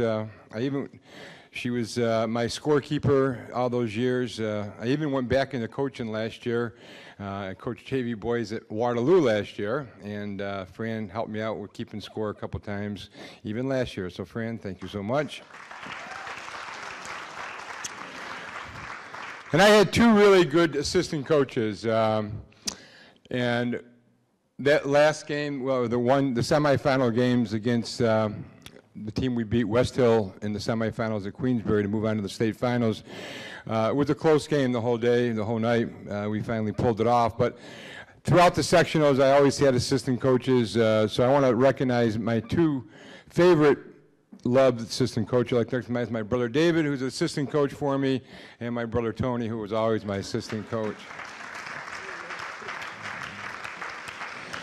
David always had the best plays designed. Do this, do that, do this, and then, you know, we'd win the game, and he'd say, I told you, you should listen. It's more often. So, but I want to thank them for their support. So let's bring these ladies up here. They are truly a special group of people, and I'd like for you to meet all of them. Before I do, I'd like to bring up my assistant coach, who was instrumental in our success at Mynderse, and I'd like to introduce Dick Rushak. Dick, would you please come up? I'm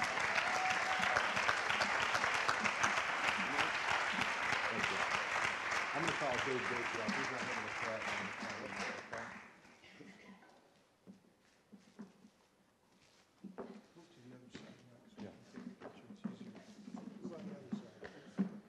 Congratulations. Over here? Yeah. All right. There we go. Always tell them what.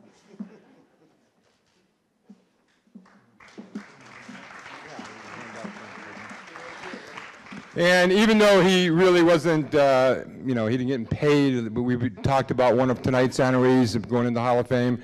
Certainly, the program at Mynderse owes a great deal of gratitude to Dave Baker. And Dave Baker was my assistant coach also. So Dave, I'd like you to come up here tonight too, please.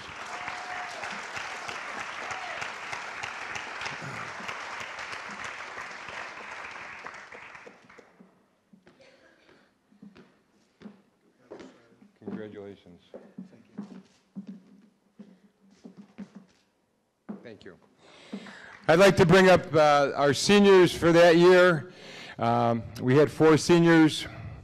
First of all, Julie Cobb, Liz Giovanetti Campbell, Sarah Strusenberg Grack, and Anna Donola. Would you guys come up, seniors, please?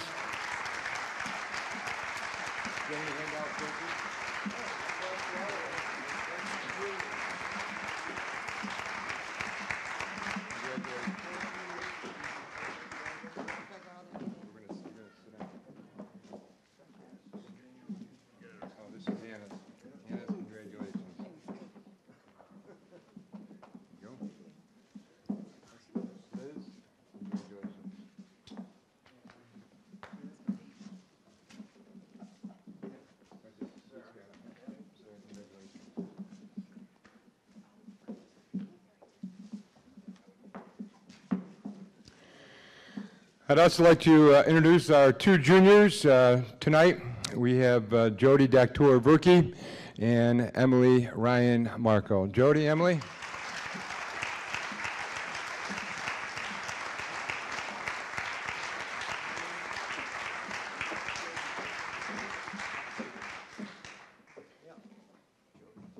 Jody, congratulations. And congratulations. Jody.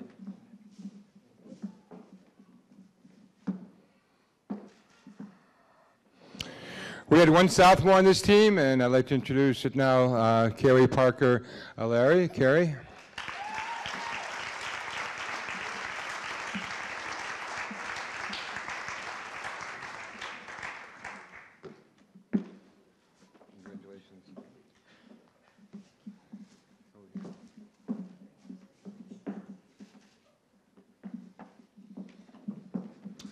And we had 3 freshmen on the '94 team. Our 1 freshman is unable to be here tonight, but I'd like to certainly recognize Krista Rushak Long. Krista.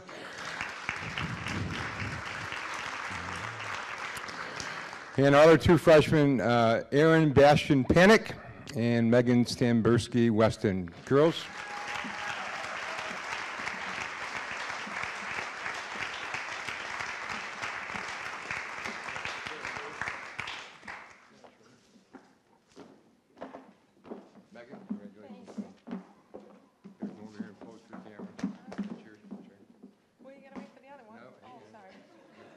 Let's keep that hand down. You want them both? Oh, you got it. Oh, okay. Congratulations.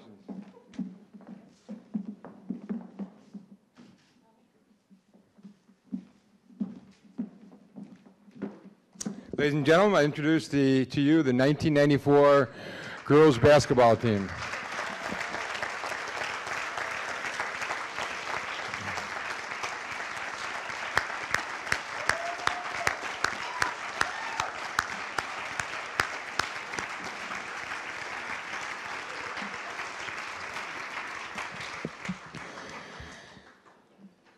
Hard to put into words what this team was about. I'm going to give you some statistics, some numbers, some items to just kind of take in. First of all, we lost 4 seniors from the previous year to start our 93-94 season. 3 of the 4 seniors were starters on also a quarterfinal state team that got beat in the semifinals. So we lost a lot of players. One of our players, Beth Ann Bradshaw, was inducted in the Hall of Fame last year. She was school's all-time leading rebounder and scorer, so she was gone to graduation also. So we lost a great deal. We opened the season with 3 freshmen, 1 sophomore, 2 juniors, and 4 seniors. And of our 4 seniors, 1 had significant playing time from the year before. So we were a very young team in heart, even though we had 4 seniors. We had just coming off winning 3 sectional titles in a row, and there was an enormous amount of pressure on themselves that keep that winning tradition going. And again, it was put on by themselves. They were very dedicated to that. We started the season, we lost our first 3 out of 4 games for the season. And for this team to pick themselves up after losing the first 3 out of 4 games, we lost our first league game also, it was an amazing thing. If you think about it, losing 3 out of 4 to open a season and ending up in the state finals in 1 season is a remarkable turnaround. After the first 4 games, we then somehow pulled things together. And that's what makes this basketball team so unique. Tonight we're celebrating a team. Earlier we celebrated individuals. Tonight, this team epitomizes what a basketball team or what any team is. There's no great leading scorers here. There's no great rebounders here. You're not going to look up and find any of them in the record books at Mynderse Academy or anyplace else. What makes them a great basketball team is who they are individually and able to collectively work together to go from 1-4 to playing for the state championship is an amazing turnaround, considering what we lost from the previous year. We had 2 girls score in double figures for the year, 2. After our opening losses, we only lost 2 more games the rest of the way by a combined 4 points. And those 2 games were both to Waterloo, matter of fact. We had a great rivalry going, Waterloo and Penn Yan. And if you remember girls basketball back at this time, every game was a near sellout. It was an unbelievable thing. And every time we played Waterloo or Penn Yan or those types of schools, Marcus Whitman, the place was extremely loud, and we lost both times to Waterloo by a total of 2 points. They had a couple of really good ball players in that team. This team played 14 Division I basketball players throughout the year. Of all the opponents we played, 14 of them went on to play Division I basketball. So you can see the cards were kind of stacked against us for most of the year. But they are a coach's dream. Every coach in the building, any coach you want to talk to, it's all you can ask out of a team is they give you everything they have every single day. As Rod says, you play like you practice. And this team practiced their butts off every single day. There was no holding back. There was no me trying to motivate them to do their best every single day. They came to practice ready and hard and played that way. Nobody ever played the game harder than these girls. Erin Bashan split her head open first game. Literally split it open. Wouldn't let me take her out of the game. First game of the season. Needed stitches. Wouldn't let me take her out of the game. And that's just one of them. They were all the same way. As a coach, your dream team is when you have 10 players, 12 players, every one of them knows their role and they accept their role. That's what they did. They knew their role, they accepted it, and that's what made them a great team. There was never any doubt. There was never any jealousy. They just went out and played as a team every single night. As I said, they were extremely hardworking. Practice, games. They had an enormous determination to win. Didn't matter. The only thing they cared about is winning. Losing was not an option, okay? We talk about Coach Davis, I'm with you. When you win and tie, they were that way. There was no losing. They did not accept losing. When we lost, it was very painful for them. They were a great team, defensive team, I should say. Individually and defensively, as a team, they were outstanding. We held our opponents to the lowest number of points scored in Section 5 that year because they played great team defense. Today we played a little game, an alumni game, and a couple of girls were playing zone because they're a little bit older and I'm a little bit older, but we were playing zone, and a couple of girls didn't know where to play on a zone because we never played zone for the most part. It was always tough man-to-man defense, and they were great defenders.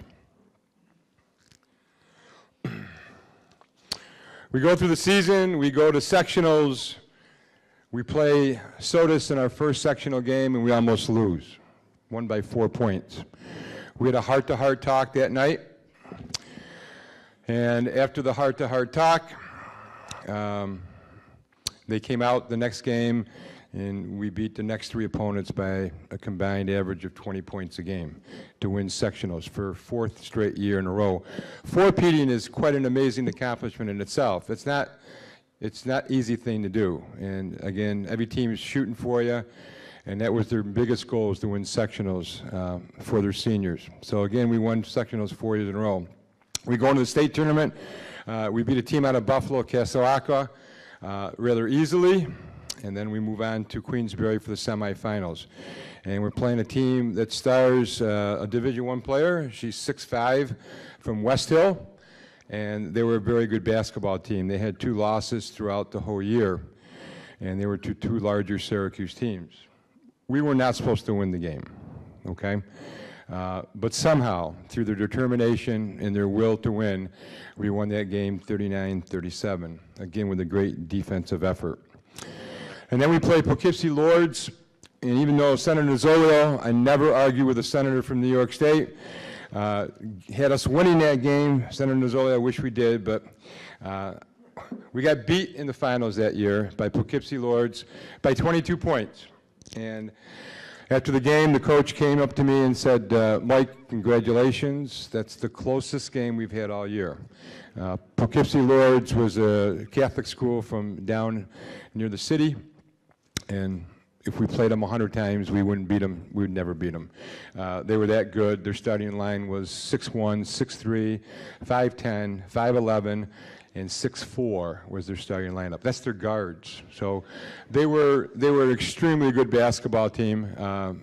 And as I said, the coach, I don't think he was trying to make me feel good. He honestly, sincerely said, "That's the best. You're the best team we've played all year." So even though we didn't win the state tournament or the state finals, an outstanding year. And again, without their dedication and without their putting their egos away and to a side and just working for one common cause, that would have never happened. So we're celebrating the '94 team, and certainly the team means, the T in team means togetherness. These kids stood together all season, in the off season, worked, they played, they liked each other. We had a great chemistry. They cared for each other. They cried with each other, they laughed with each other, they went to each other's house, they came to my house. They were a together team. The E in team stands for effort. Never did I have to ask them to give me a strong effort. That was always a given every single night, every single day. The A in team stands for effective domain. And what that means is that this team, it's just, they shouldn't have won sectionals. They shouldn't have won 22-5. They shouldn't have won the semifinals of the New York State tournament. They shouldn't have done any of that things, okay? It's the effective part of life that you can't explain. That's why they're being honored tonight as a Hall of Fame team, because they were able to put all the elements of what it takes to be successful, and that's why they're all successful in what they do today. But it's that team part of it. It's hard to explain the affective part of why this team was so successful. And finally, the M in team stands for, obviously, Mynderse Academy. These girls bleed Mynderse, blue and red.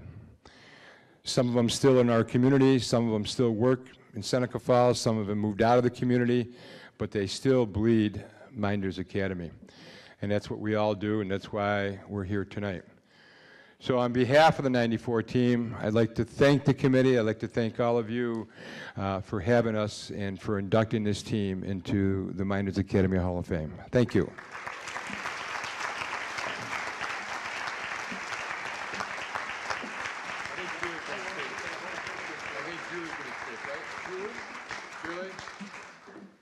Julie, you're speaking this evening? Okay.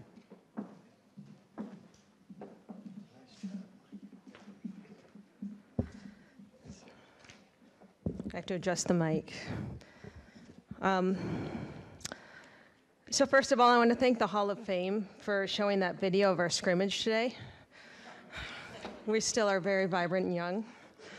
On behalf of our team, I want to thank everyone who put together the events of this weekend. Rod was talking about how special it is for him to watch the people that get inducted.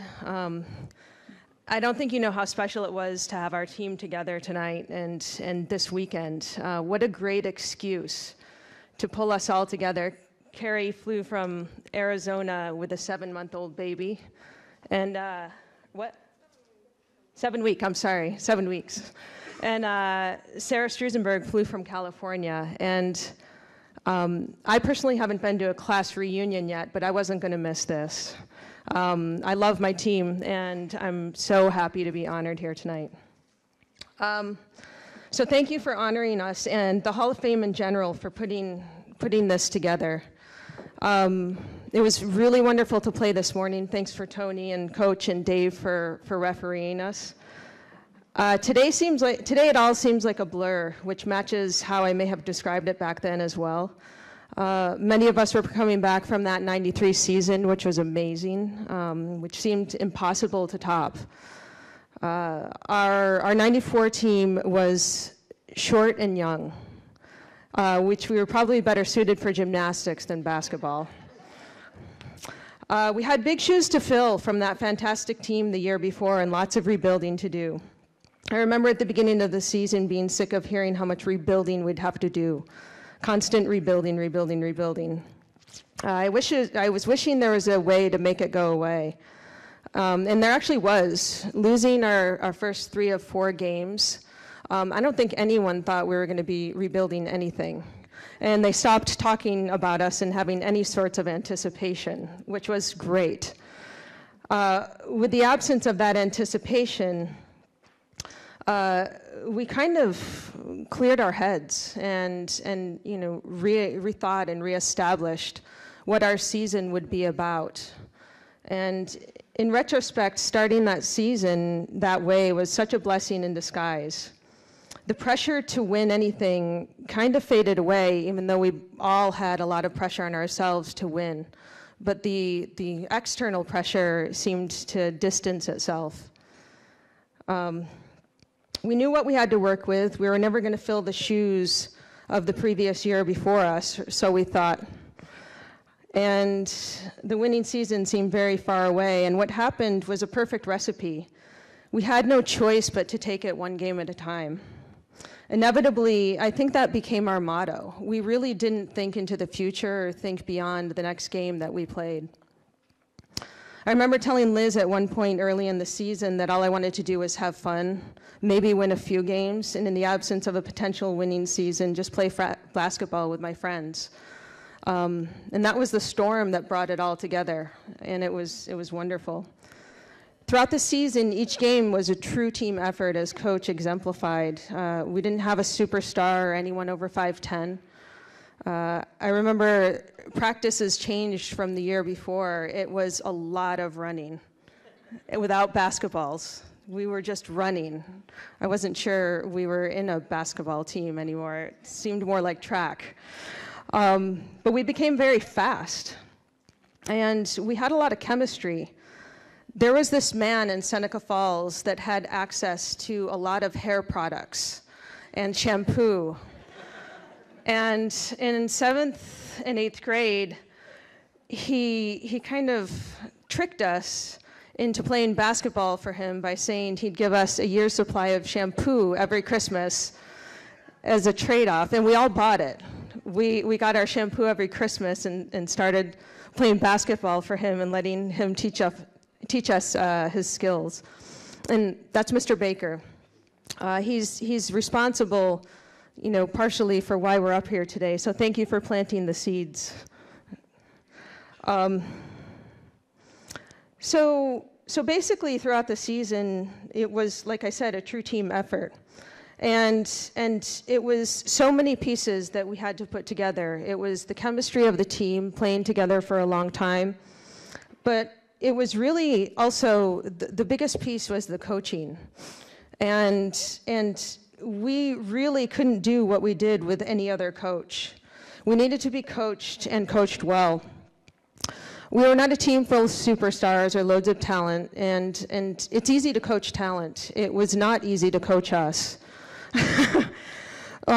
We had no business being where we were, doing what we were doing. If Coach Ferrara and Coach Rushak's job is to squeeze the most possible out of us, they both did just that.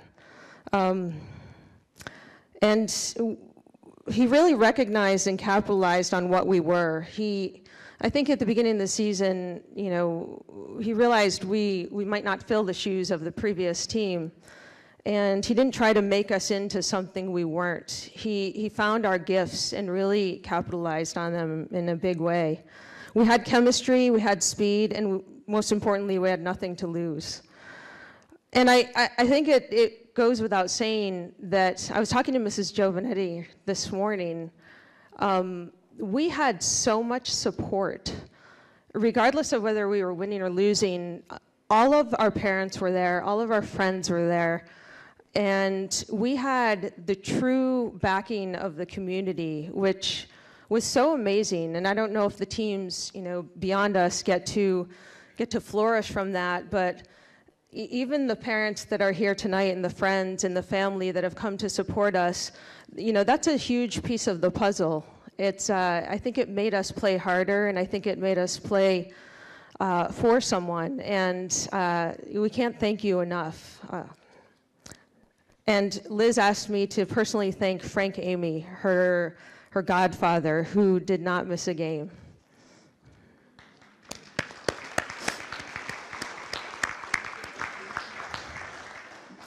So as the season carried on, we won game by game, and it was weird. Each game was different. Each game, someone different would step up, it seems like. It was never predictable, which probably made it difficult for other teams to scout us. One game at a time, we won, and it became really fun. Even towards the end of the season, we never had hopes of a sectional repeat. I know that I was taking it one game at a time. We just started the postseason still one game at a time. And it's funny, at the beginning of the season, as we lost our first three out of 4 games, I remember thinking to myself that Coach was probably going to measure this season in terms of missed baskets, and I would measure his season in terms of swear words. The swear words never went away, though. So we won sectionals, then regionals, and then off to state semifinals. And from my recollection, except for SOTUS, we won these games by a lot. The most notable memory of the last game of the season was that we were to play this team with this girl who was 6'5", and our tallest player was 5'10". And I remember it was Krista's job and Jody's job and Sarah's job, and it seemed like everybody's job to contain her. But we did, and it was magical. It seemed like all the pieces fell into place, and we won. And finally, against Poughkeepsie, we did the best we could, and with that, we were at the end of our road. Looking back on the experience, I personally feel so lucky.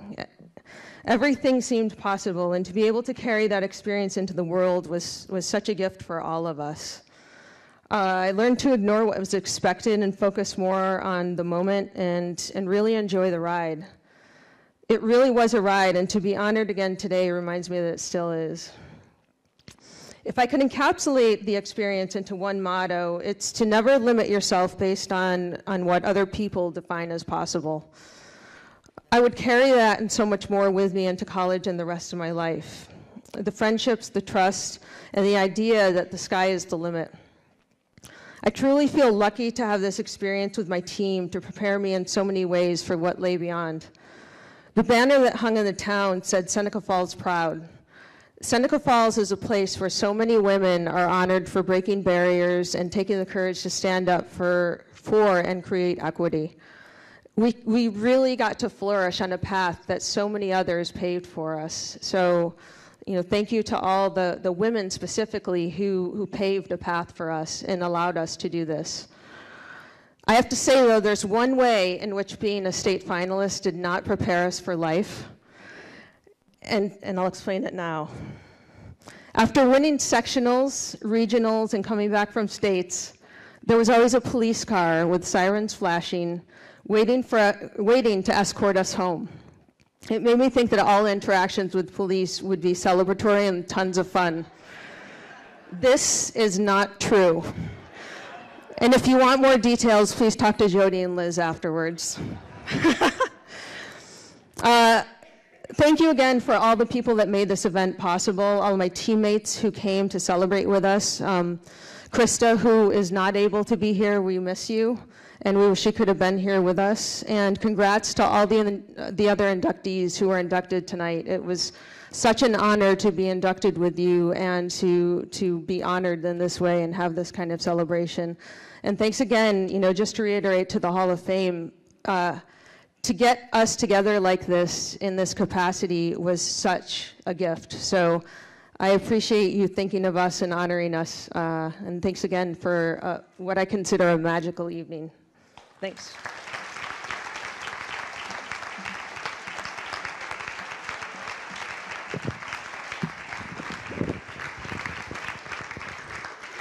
Thanks, Julie.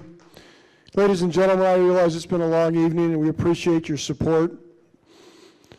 And obviously the messages that you've heard, with any luck at all, if you have young children, grandchildren, whatever, you pass it on to them.